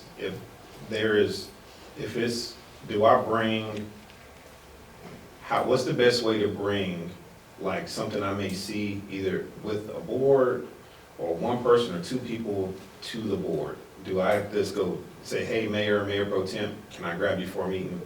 I want to talk about this. Because for me, reporting to the whole board is something that, like, the only time I get the whole board is in a meeting. And so how do I best bring it in to you all's mind, group mind, without it being a conversation that happens like directly with the one board member or directly with the two, but it doesn't become a group conversation? Yeah. Because it's something that I think that some of the lessons that can be learned from one can be learned by all. But also I want to make sure that in the process of holding a board member accountable, that everybody knows I'm holding that board member accountable, and it doesn't turn into like a retaliatory situation on my part. And so sometimes the feedback happens in a vacuum, but it never makes it out across the whole board. But I don't necessarily want to be like broadcasting like, hey, we had a problem with this, but how do I make sure that the understanding is there? And so The way that I have seen this work well would be to go to the mayor and the mayor pro tem and say, this is something I just wanted to bring to your attention. Don't know if you all have seen the same thing or experienced the same thing. And then I would leave it to them to talk to the rest of the board. Is that what you're asking? yeah, I mean, And I think, the boards that I have worked with that work the best are boards where the members talk outside of the meetings. And I don't mean a quorum of you are talking outside the meeting. Don't do that. Your attorney will get on you. But speaking to each other individually is really important. One, to know that you want that stoplight at that intersection. You're sharing that information. And I think anytime the manager comes to you with something, you should share that information with each other. And maybe the mayor calls two people and you call one. And that's something that you can talk about today if you want, how you want to handle that. Well, I think that's a great idea, because it will take the pressure off of you and then put it on to us, because we can just call each other. And I think that would help. I do. I agree with that.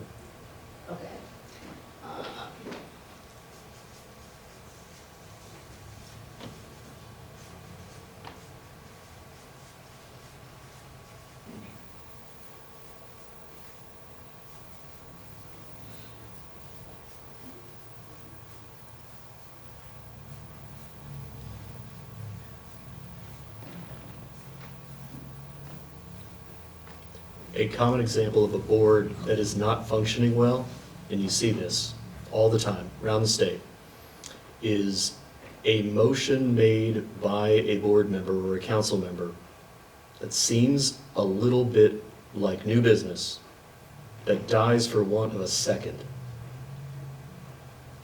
That board is broken. Something is not going right there. If you are making a motion and you don't know for sure there's at least one other person that wants to talk about it, this better be purely a political play you're making, because otherwise you're just wasting time. Do that outside the meeting. Make sure you secure some interest from other board members that this is a conversation we want to have. Yeah, I had to give it to the board. I don't never recall anybody making a motion that wasn't called into question. And, you know, unless I call it into question, you should be making a motion, I don't think. And emotion, whenever I call in question, or I call it consideration, and, you know, I'm looking for a vote. So I don't know, maybe, you may remember somebody voted, called a motion out of turn or something? Sure, not this board. Okay. That's Prior what I'm boards, talking about. prior boards and other places. Yeah. Where And someone this board, makes a motion this board at other on times. new business, certain, at different times in our history.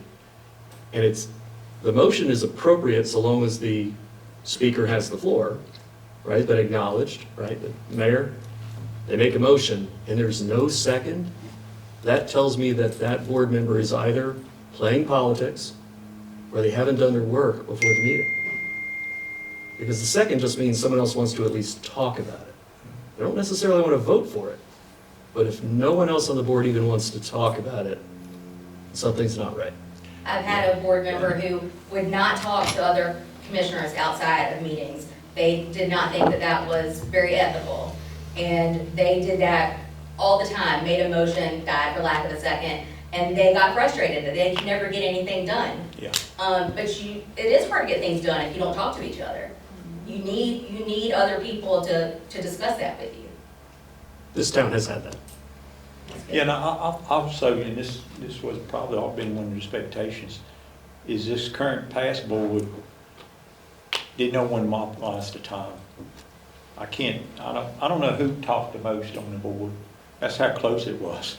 Everybody got a chance to talk and nobody monopolized the That's time great. for a long, long time.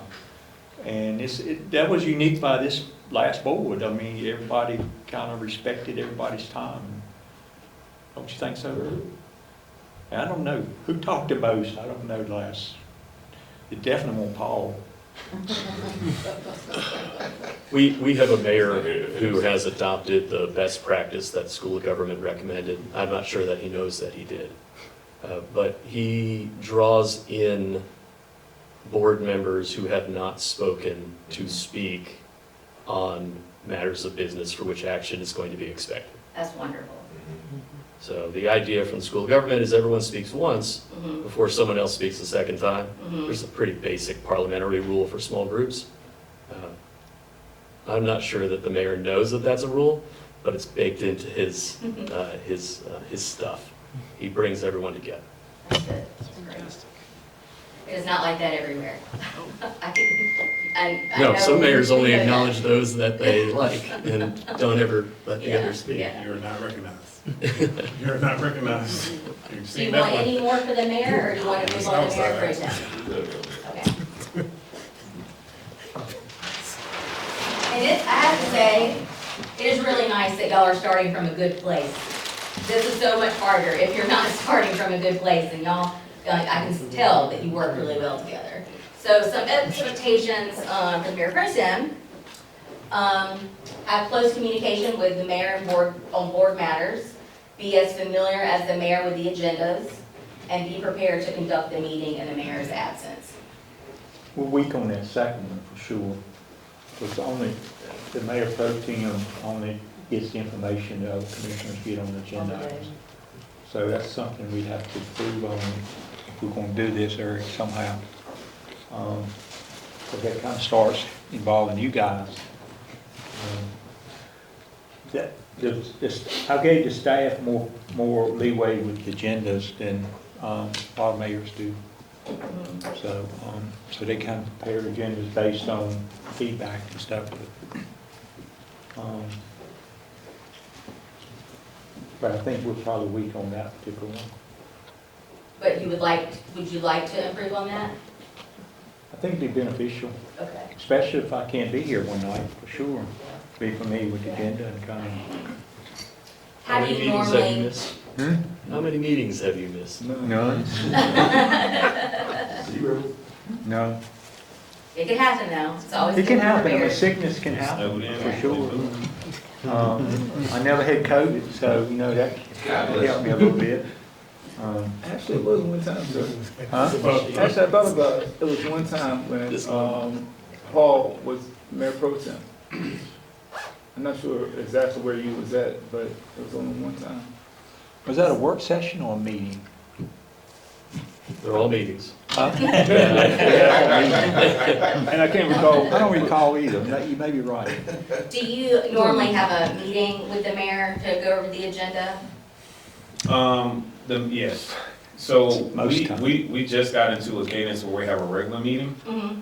but the thing that has been the case is some of our issues that we're tackling are like ongoing things that we're staying in conversation, and so nothing hits the agenda that he's not aware of. And then in cases where I need to add something to, like a work session for discussion, I'll proactively, we have a 6-month look ahead that we have, and so in my manager's report, I'll say, look, or I send out a text, be ready to talk about this, da-da-da-da-da. Just be thinking about it now so that we can have a productive, open discussion. I'll send a text, you know, to the group chat, be thinking about that. Or like in the case of this last meeting, I'll pull a memo out, and I'll send it directly, like around the staffing decision. And I'll send an email with that attachment and say, this one in particular is something that you might want to think about a little bit more, and that way they can answer questions. And in some cases, 1 or 2 will ask a question, but it'll be kind of like general.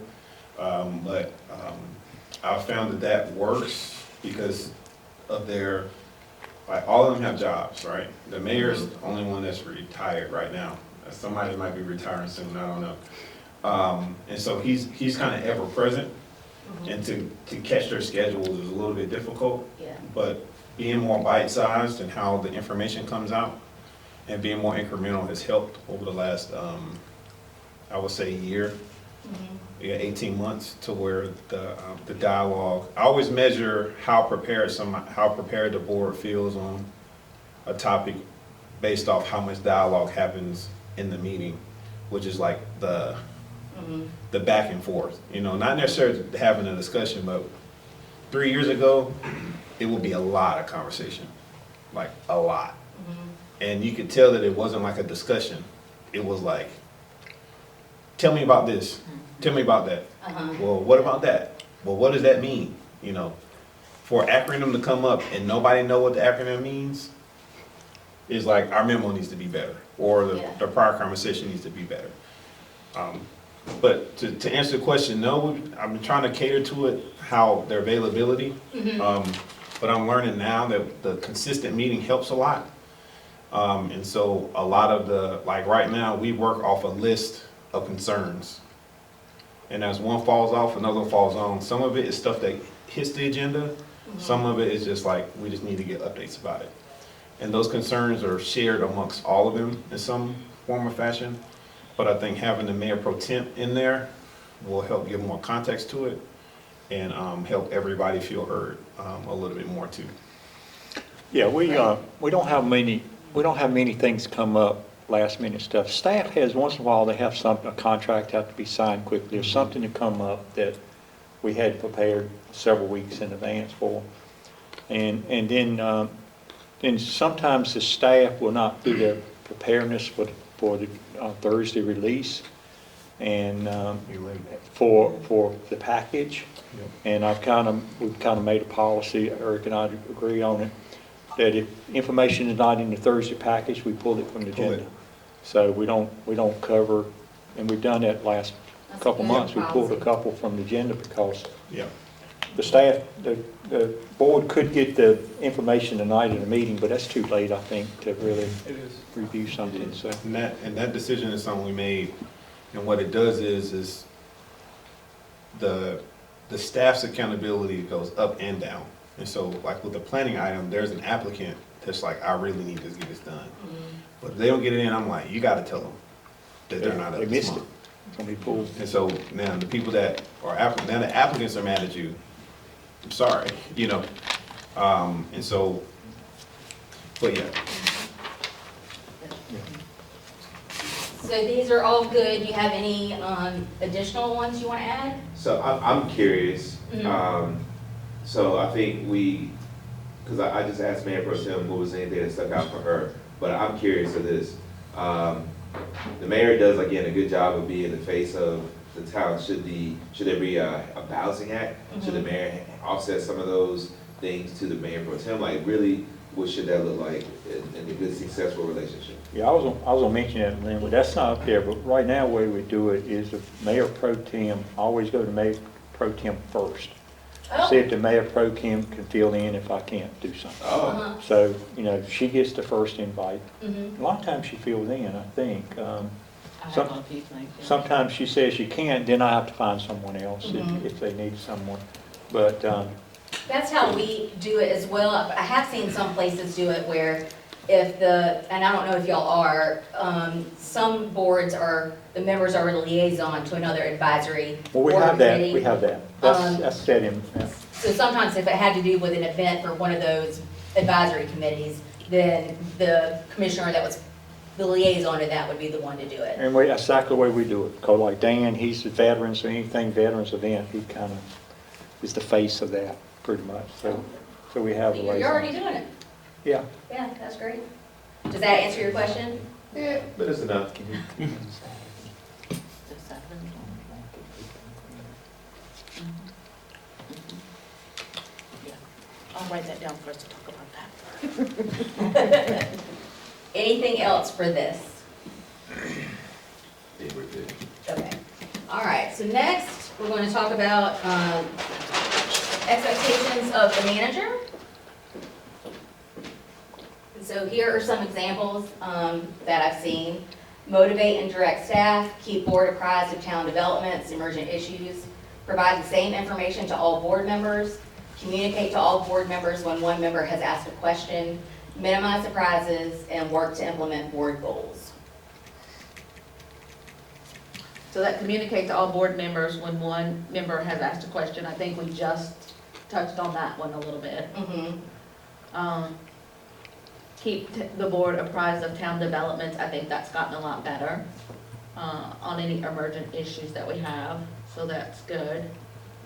And motivate the staff, he does that, he's good at that one, so I don't see anything that's surprising that I can think of. Everybody okay with these? You have any you want to add?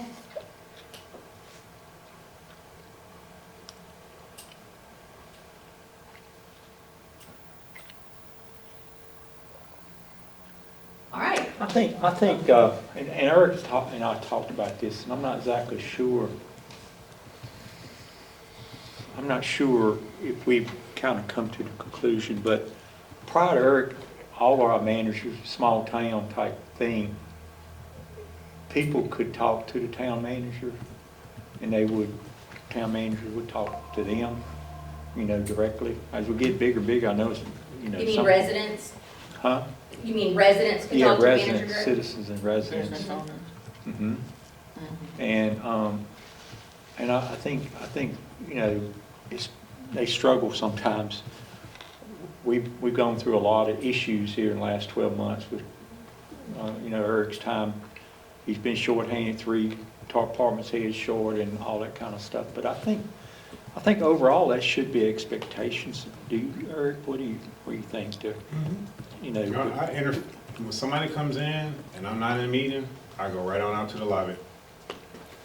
And when something escalates to where I'm needed, and I will, I know specifically over the last 6-8 months, I've been intentionally pressure testing the system, which is something escalates and I reach out to the department head and if I pass them, then I send it back down to see how much they can handle when it comes to that customer service, that community engagement piece.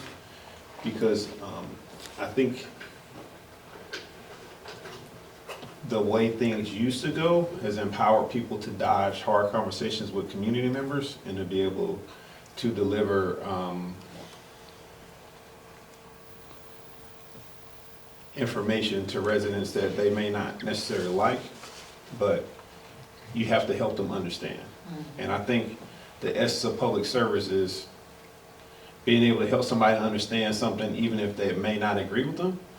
And so like, we're talking about the layout of the Main Street corridor right now, where we're transitioning to the updated striping plan. Right.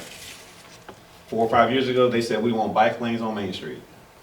That's why the turn lane is going away, because there's going to be a bike lane on either side.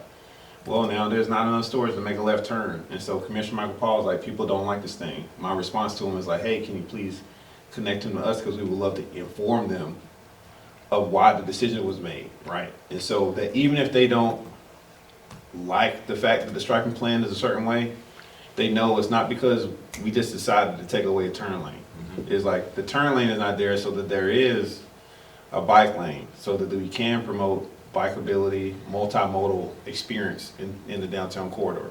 You know, and so those things kind of matter when they get context behind it, and so it's not like we're just enforcing things on them.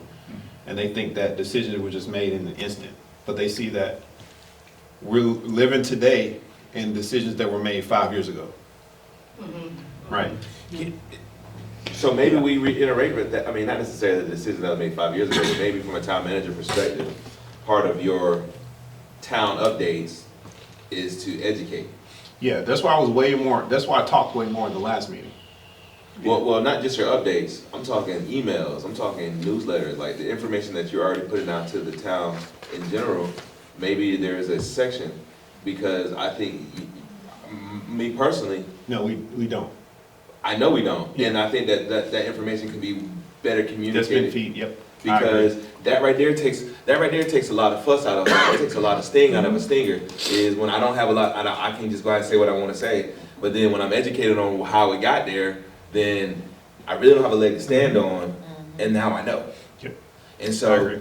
and if we, and what I believe is in our community, because we are in such a transitional time in so many areas, the more information we have about how we got there and how we are here now, the better off the people will be, because they'll understand it's part of the vision, it's part of the things that we establish. Right now, they think we're just literally going in and pull stuff out of the air and just saying, let's do this. And it's not, it's bigger than that. Yeah. So I think that education level is very much so important, personally, from you. I agree. And that's real-time feedback we've been giving our communication staff. And so, like, particularly like with the Wall Creek, like the change in their driving experience, anything that's going to impact the community now, there needs to, I've requested that we do kind of like an FYI type press release that goes into our website, and that becomes like an evergreen link that goes on, that gets attached to conversations. And so, We don't ever have to if call we out don't baby put ugly, finish bro. dates, like there was a post on Granite Falls Boulevard, like we're doing curb ramps, but they're like, why are they doing? Why? I thought they said they were doing it at night. Well, the concrete plant isn't open at night like an asphalt plant, and so I try to explain those things verbally, but the tough thing here is that a lot of the conversations take place through social media, and there's between 11 and 15 groups that are resident oriented, that all these things, like the conversations never happen on our page, and when it does happen, it's in the form of comments. You know, and so that's why we're putting a focus on community engagement, right? But I do hear you, and I do think that it is a problem, and we're tweaking that in order to try to get more written information out there. And it's something that we'll likely be battling. You know, in your newsletter, we can even have a section that says, I'm sorry section. And in that I'm sorry section is, I'm sorry we haven't fixed the pavers yet, but they're coming, we have a plan to do this. I'm sorry, the intersection was gonna be. We don't closed. need to apologize Well, for I'm- things that are, let's call it something else. Let's call it That's a great something else. idea, but let's call it something else. But I'm just saying, like, Yeah.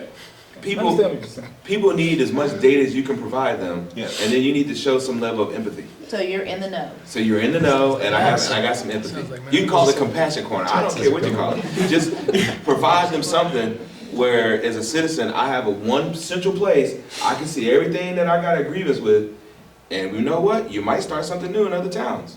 Yeah. Yeah, really Candace is, you know, she really hates to put anything even out there positive right now, because people gonna jump on They're that. gonna do it regardless. They're gonna They turn, are. they're gonna turn everything into a negative. They're gonna do it regardless, so Yeah. at least give them information. But, You know, we but back we to have to Eric, communicate anyway. Yeah. yeah, back to Eric, I think the last, since he's been manager, it's just been, you know, just been tough, really.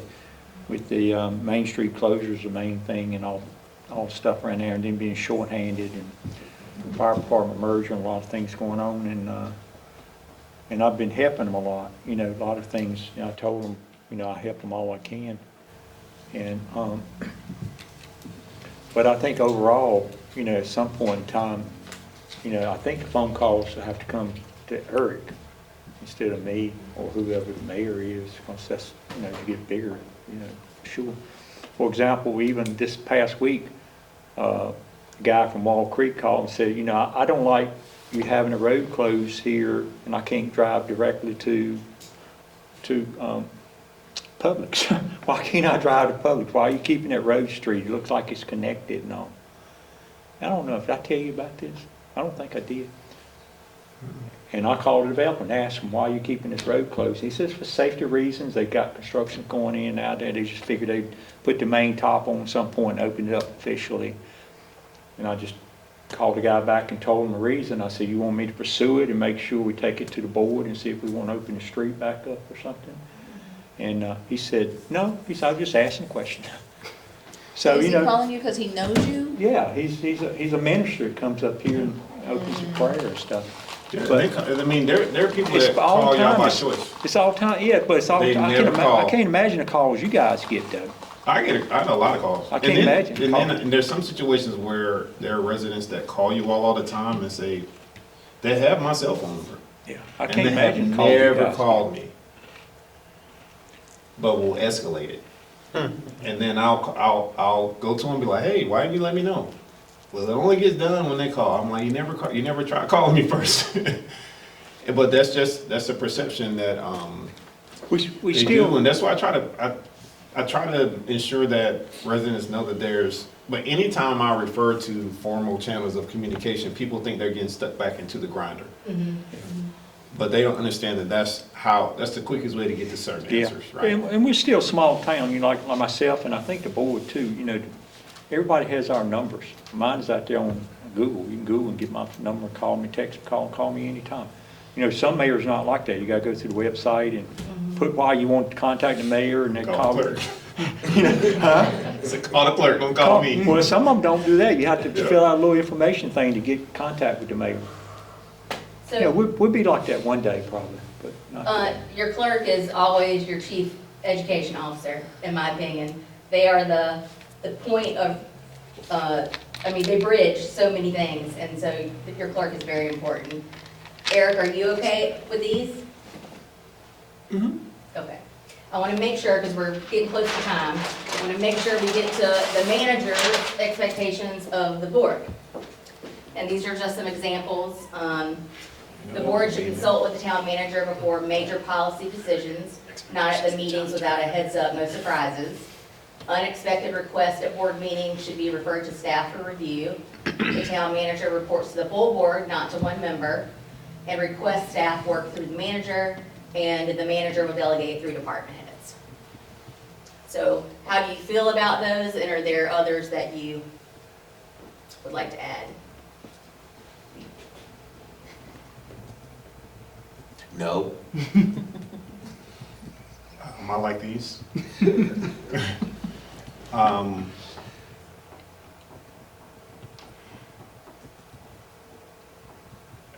The third one is big. Reports to the full board, not one member.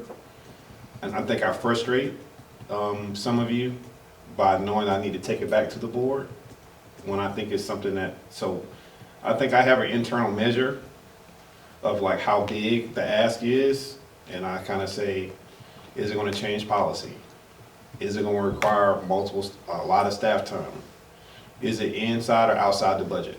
You know, and if it checks like 3 or 4 boxes, then I say I need to bring it back. Because particularly budgetarily and staff capacity wise, things are just very, very strapped right now. And we had a very narrow budget, and it'll probably be that way for the next 2 or 3 years. And so anything that's major, I have to bring it back. Right. I know that we talked earlier about if a commissioner has questions about putting something on an agenda to contact you and the mayor.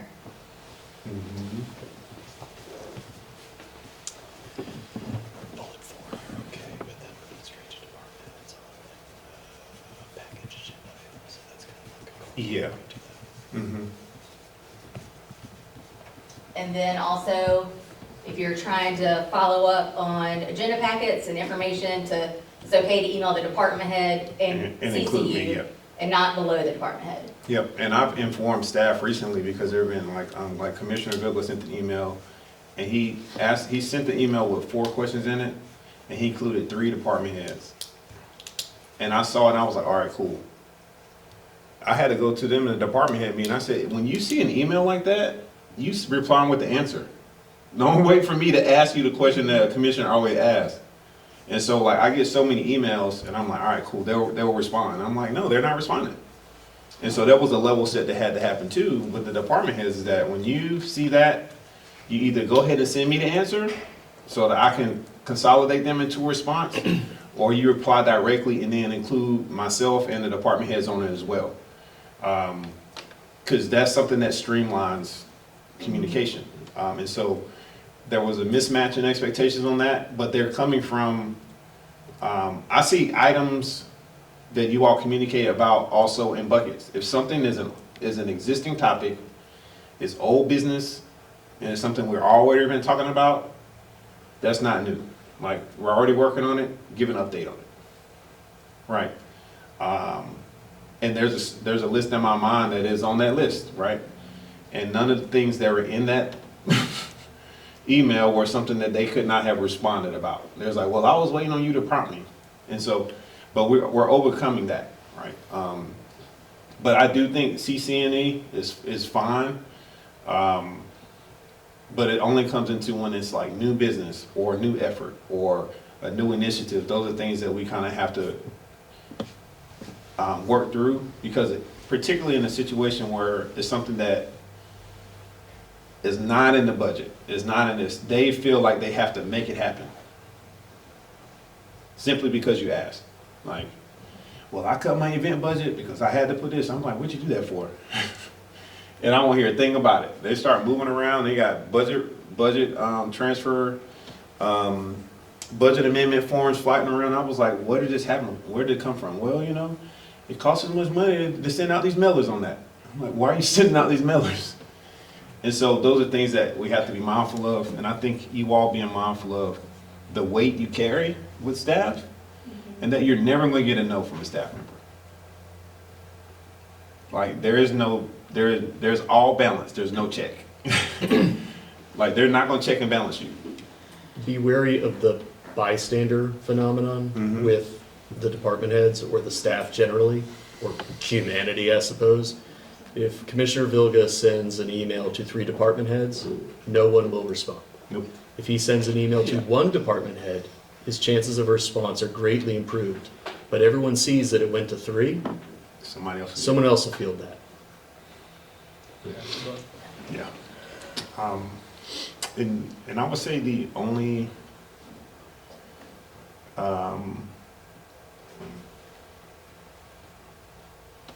expectation to add will be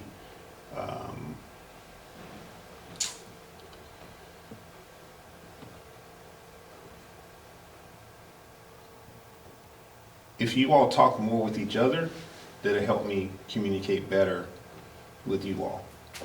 And so I don't want to be in a place where I'm advocating for a new initiative to all of you when you hadn't talked about the initiative with each other. And so when that thing fails or it doesn't go well, then I feel like it'll come down to me not presenting in a way that is appealing enough, where it's my, and that's why I've been intentional on, there was 2 particular things of late that I just slated for discussion. Like if I see something, if I get enough emails about it, I'm just gonna say, I'm gonna slate it for discussion. Like, that's it. And I'll rely on y'all to have your healthy dissent or what have you in a meeting. And so that will be it. I would say that will be the only thing that's kind of like an expectation is that, but that expectation doesn't exist if your expectations with each other play out and you talk more with each other. Yeah, I think the only thing I talked to Eric a lot about this, is he has expectations for his staff to do things.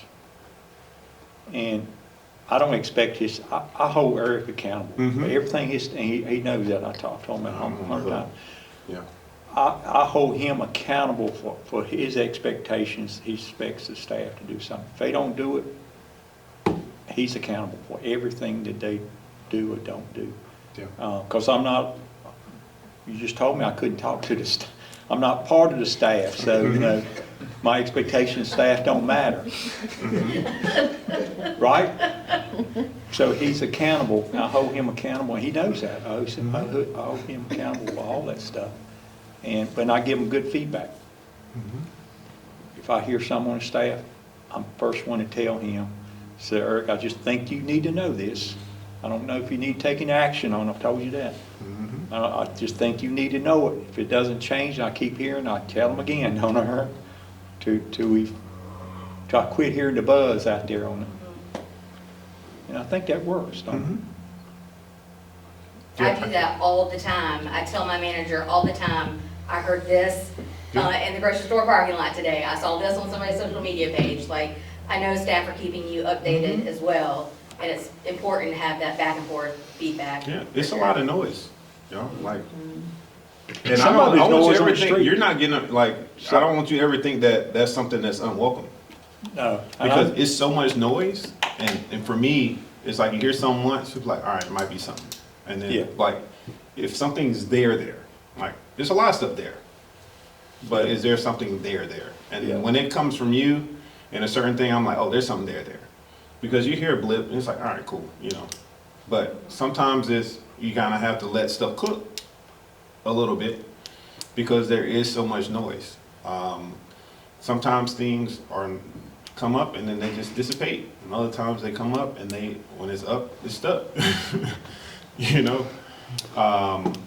And that's something that I'm learning kind of in real time. But it's really important that I get that, right? And the mayor's been a great conduit of that feedback. And it's helped us pivot whole systems, right? And there's organizational shifts that are happening right now, reporting things that are happening right now, all as a byproduct of us kind of sitting down a few weeks ago and saying, all right, this is where we are. This is where we need to be. Let's close these gaps. And I'm like, cool, let's close the gap.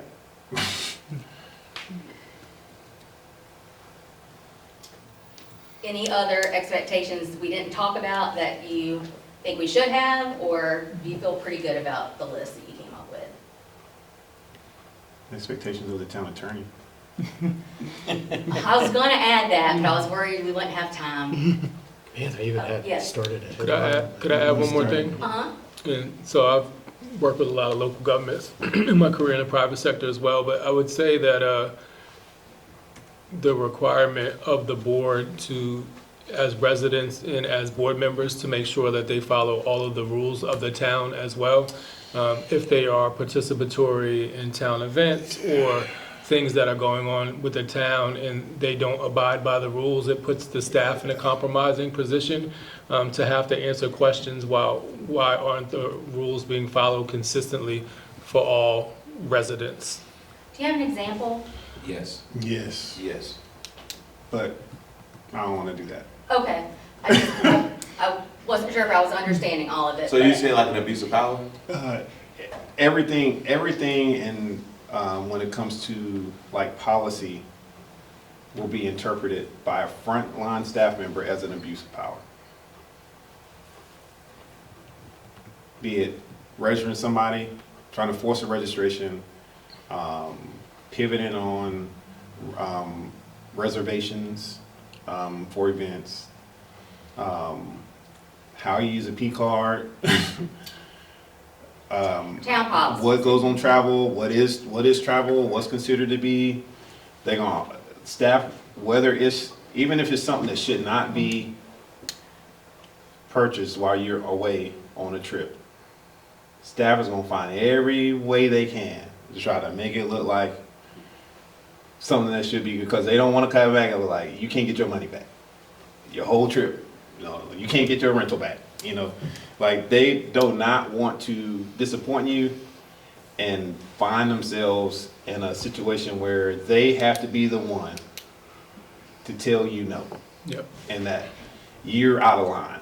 Like, they don't want to do it. You're talking about reimbursements? Yeah.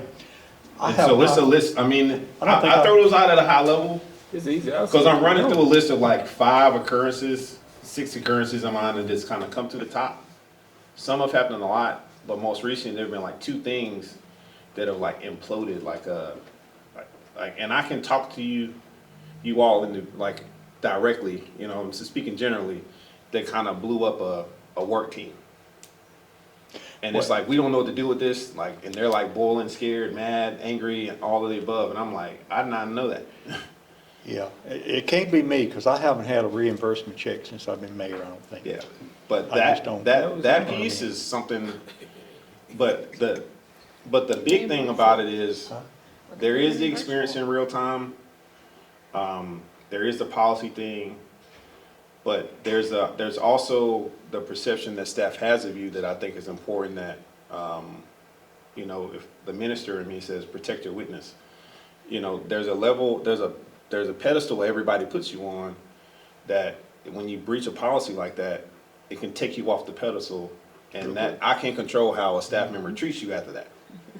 I can control how I treat you, because you can hire or fire me. But a staff member be like, I ain't gotta do that. And there's been situations where,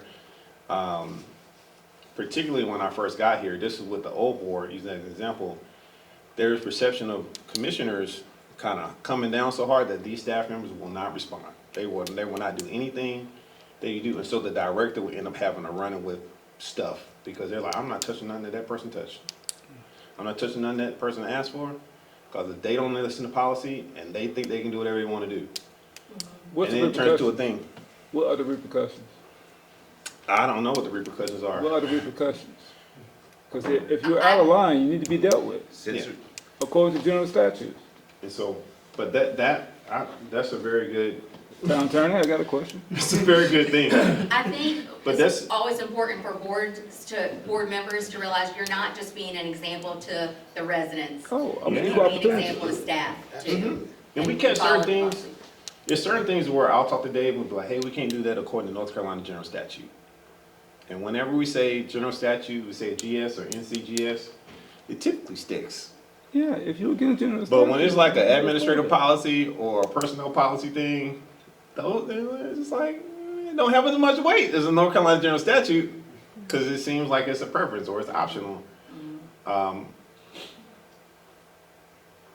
But it's some stuff, even my predecessor me was like, I'm not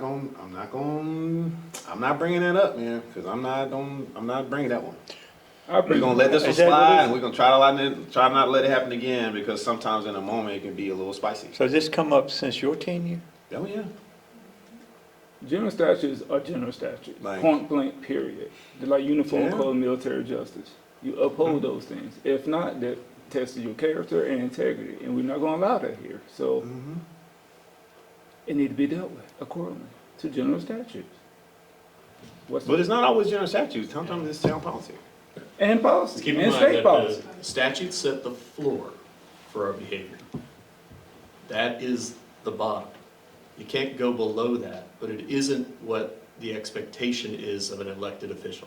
Yes. The expectation used to be that they would do better than that in terms of their ethics. That may not be where the country is today in 2025 with the general opinion of politicians, but I'm not sure that that moniker has stuck to our local officials in this town yet. They hold you to a higher standard than the general statute. So taking advantage of things like advantaging yourself, family members, or friends for registration on a sports team, you can pull that off, and that doesn't violate any law. What's that? You got your kid, your cousin, your friend, your buddy on the team, even though he missed the registration deadline. Oh. That doesn't violate any law with the town attorney. But it's not what you should be doing. The rules are for everybody. That's the issue. It's something in our policies that's above general statute. I use that a lot with the kids when we do leadership training. I like that. That's a good example. The law sets the floor. And I would just, add that, since I've been here, Erica and I have been really focusing, with the leadership team, focusing on building a culture of excellence and then shared responsibility and shared accountability. So if if staff comes to us and say, hey, they believe board member X is, skirting around a particular issue, they're coming to us, and if there has to be a methodical way in which it is addressed, it could undermine our leadership and our authority to get buy-in from the team of this new culture that we're building if they don't feel like there was resolution to that. So they may look at their way they approach a job a certain way because they're bound by things that, the board or a particular person may not have to abide by those types of rules. So it could compromise how people envision the leadership team when policies or things are not followed.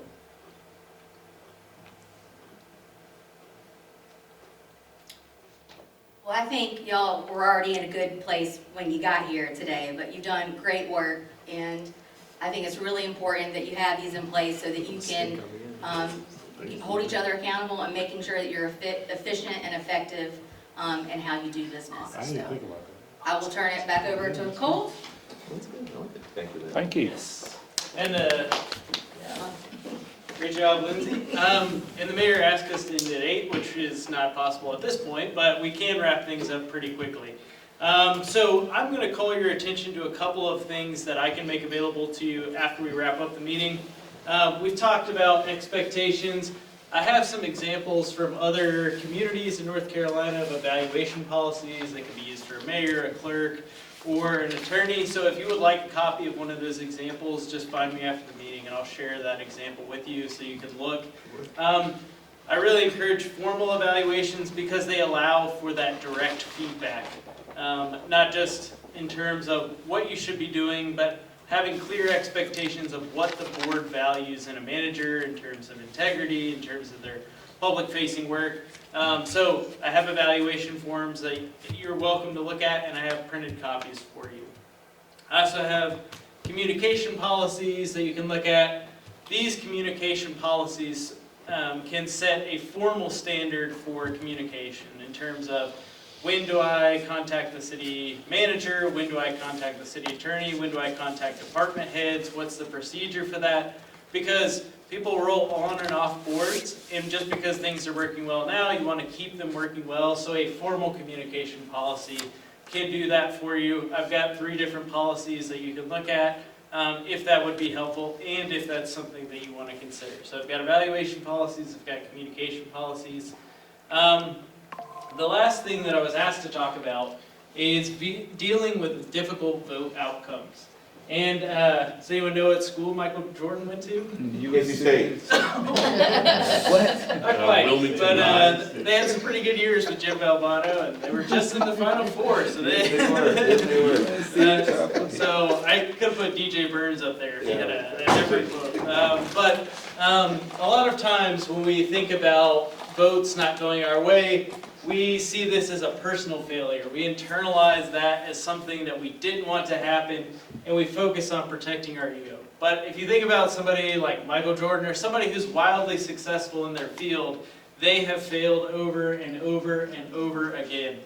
So it's important to reframe that, regroup, and move forward. I've prepared a front and back document that's in your UNC folder. So it's got some different ideas about how you can do that, and as far as just stepping away. It's got response strategies for in the moment, what you can do.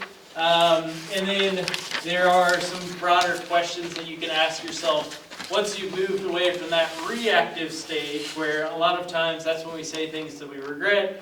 But once we're able to step away from the situation, take a deep breath, we can ask ourselves questions about whether or not this is indicative of who I am as a person, or if this is just one instance that did not go the way that I wanted it to. And a lot of times we can frame failure in terms of personal failings, but a lot of times if we were giving a friend advice, they would be a lot more compassionate than we would be more compassionate to them than we are to ourselves. So here are some questions. Again, they're on the worksheet, so I'm not going to spend a lot of time now. I'm going to try and wrap things up, but refer to that worksheet. Think about how you can be prepared when things don't go your way. When there are those social media firestorms around something that the town is doing, it can be lonely at the top. So having a support network that you've already identified can be helpful to work through some of the stressors that you face as elected officials. Because in Rollsville, you're it. You're the only people that are elected officials outside of the county. So you are the only ones who know how this feels. So building a network and charting a path forward after things don't go your way can be very important. So cost-benefit analysis, clarifying what it was that drove your interest in that topic originally, thinking about alternatives, other ways you can advance the interests that originally got you motivated to work on a topic, are different ways that you can move forward after things don't go your way in a vote. And that it happens. It's nothing to feel terrible about, but it is very normal to have difficult emotions to manage there. So, Cole, how much as a board of commissioner, mayor, or even town manager, are we? Should we, by the school of government, should we be responding back on social media? wow, that is a loaded question. Yes, it is. But it's a good one. So the first thing is the First Amendment protects your speech. So a lot of times you have the latitude to respond. So it's not really much of a legal question, it's more of a practical question.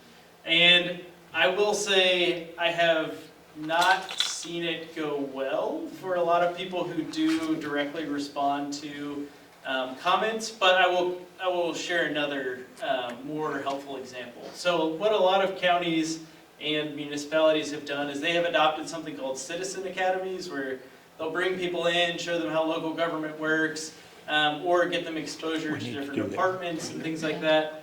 So a lot of times when there will be negative energy, negative comments, one of the best defenders that we've seen are those people who have direct exposure. I'll share an example. The last community I lived in Georgia, there was a social media firestorm about whether or not the local government actually recycled what they said they were recycling. There was somebody who was saying, these people just throw away everything to save money. And somebody who had been through the Citizen Academy came back and said, no, I've been there, I've seen what they do. Sure, some of it gets thrown away, but they do an amazing job in making sure that things get recycled, things get done.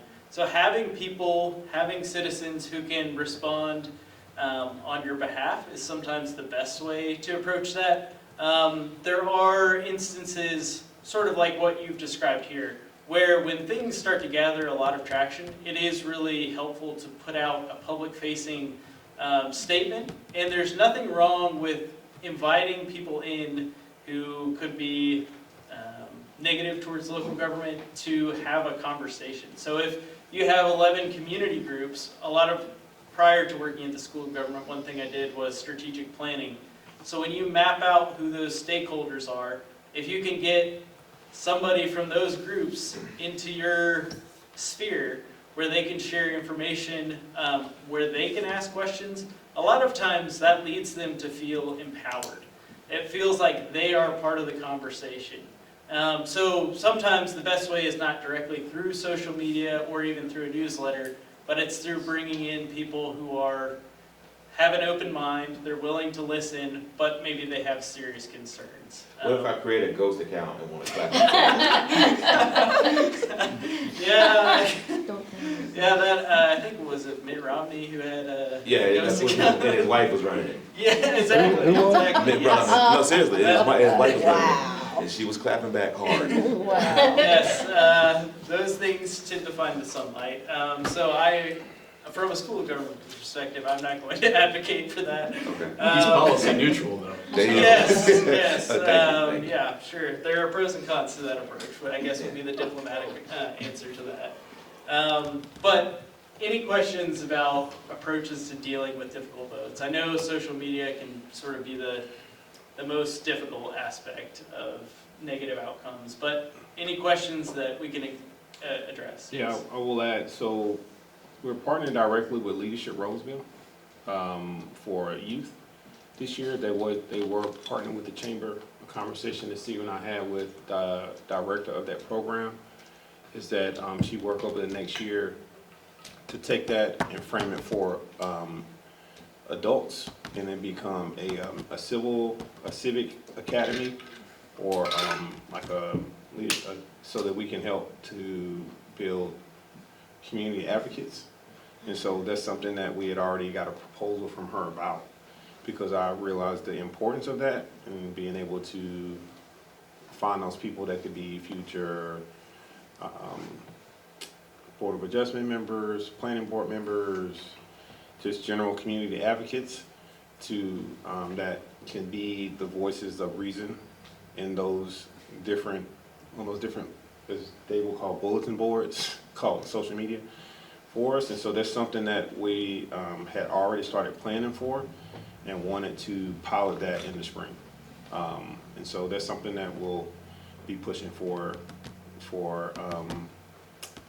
it'll be Q3, late Q3, Q4 for us on it. And so they'll be like, they'll start seeing things about that in March or April. And so we'll be engaging people to hopefully come in and learn about that. Just how they framed it up in there, where they get to learn about themselves as leaders. They also learn about the community. We'll have things around the history, and then walk through what are the functions of government, the different departments, and Raleigh Water, and how these things kind of work, so that they can be very educated. And so that'll be the first iteration that we have coming up with that. Yeah, one comment I'll make about how to deal with no. It's a lot of things this board votes on. The no is the final answer. I mean, it's a approved project or whatever, it's a final answer. There's nothing to do about that. There's a lot of things that is not. It's a lot of things, I mean, right now, I've been working on 3 things that former mayor worked on. I've been working on for 6 years, and he worked on them for 12 years. He just never would say no to them. He kept, trying to figure out a way to get it done, and I kind of took up that battle on those 3 items. And one of them's going to take place, I think, in the next 2 years after a long battle. But there's some things that are no. It doesn't have to be a no. You just learn another way to keep going at it. That makes sense. It does. Yeah, very much so. And I started our conversation today by talking about one of the first communities that I worked in. There was a council member, he campaigned on putting lights at the ball field. That was his whole campaign. And he navigated his way to a vote, ended up losing that vote. But the end to that story was this council member went through sort of a period of, first it was sort of anger, and then moved into sort of re-examining why he was there in the first place. And he found that he was really interested in improving the community, making it better, and that lights were just one way to do that. But 2 years later, he got to circle back, and he was able to get the lights because he better understood the budgeting process. And sometimes that's what it takes with different votes that we have that don't necessarily go our way. Sometimes you have to hear what your fellow council members have to say, why they're not interested in pursuing it. Perhaps timing will change, the council will change, and there will be another window when that could work. Or maybe what you're proposing is too large, or it could be different, or if there was a community partner, it could work. So there are times when it's worth continuing to pursue that idea. There are other times when it's time to say, okay, that was a no, maybe it's not worth continuing. So that cost-benefit analysis can help you there.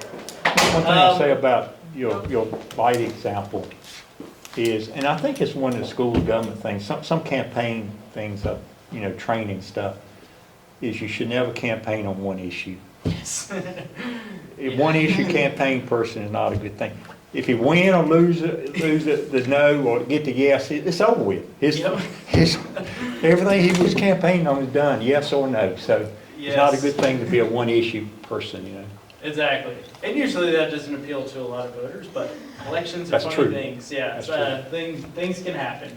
But you've got a two-page worksheet that goes over that. So if you've got any questions, you've got my card as well. So please reach out via email. There are a couple of other blogs and books. So if you leave this meeting and you continue the conversation that we've started here, and we can provide more supporting resources, Eric and Steve both have our contact information. You've got my card. Please reach out if there's other resources we can provide. This is my email and Lindsay's email. We'll be happy to answer those questions. We want to thank you for inviting us here and having such a productive conversation. You all have been great at facilitating discussion. So this has been fantastic. Thank you very much for your time. Thank you.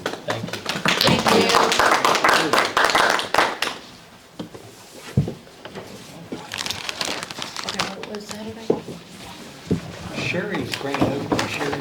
Oh, yeah. Mayor Kern, I move to adjourn. I second. Okay. I was just going to adjourn without any opposition. But now that we have a motion and a second on the floor, I guess. It's your power. All in favor say aye. Aye. Any opposed, no. We are adjourned. Have a-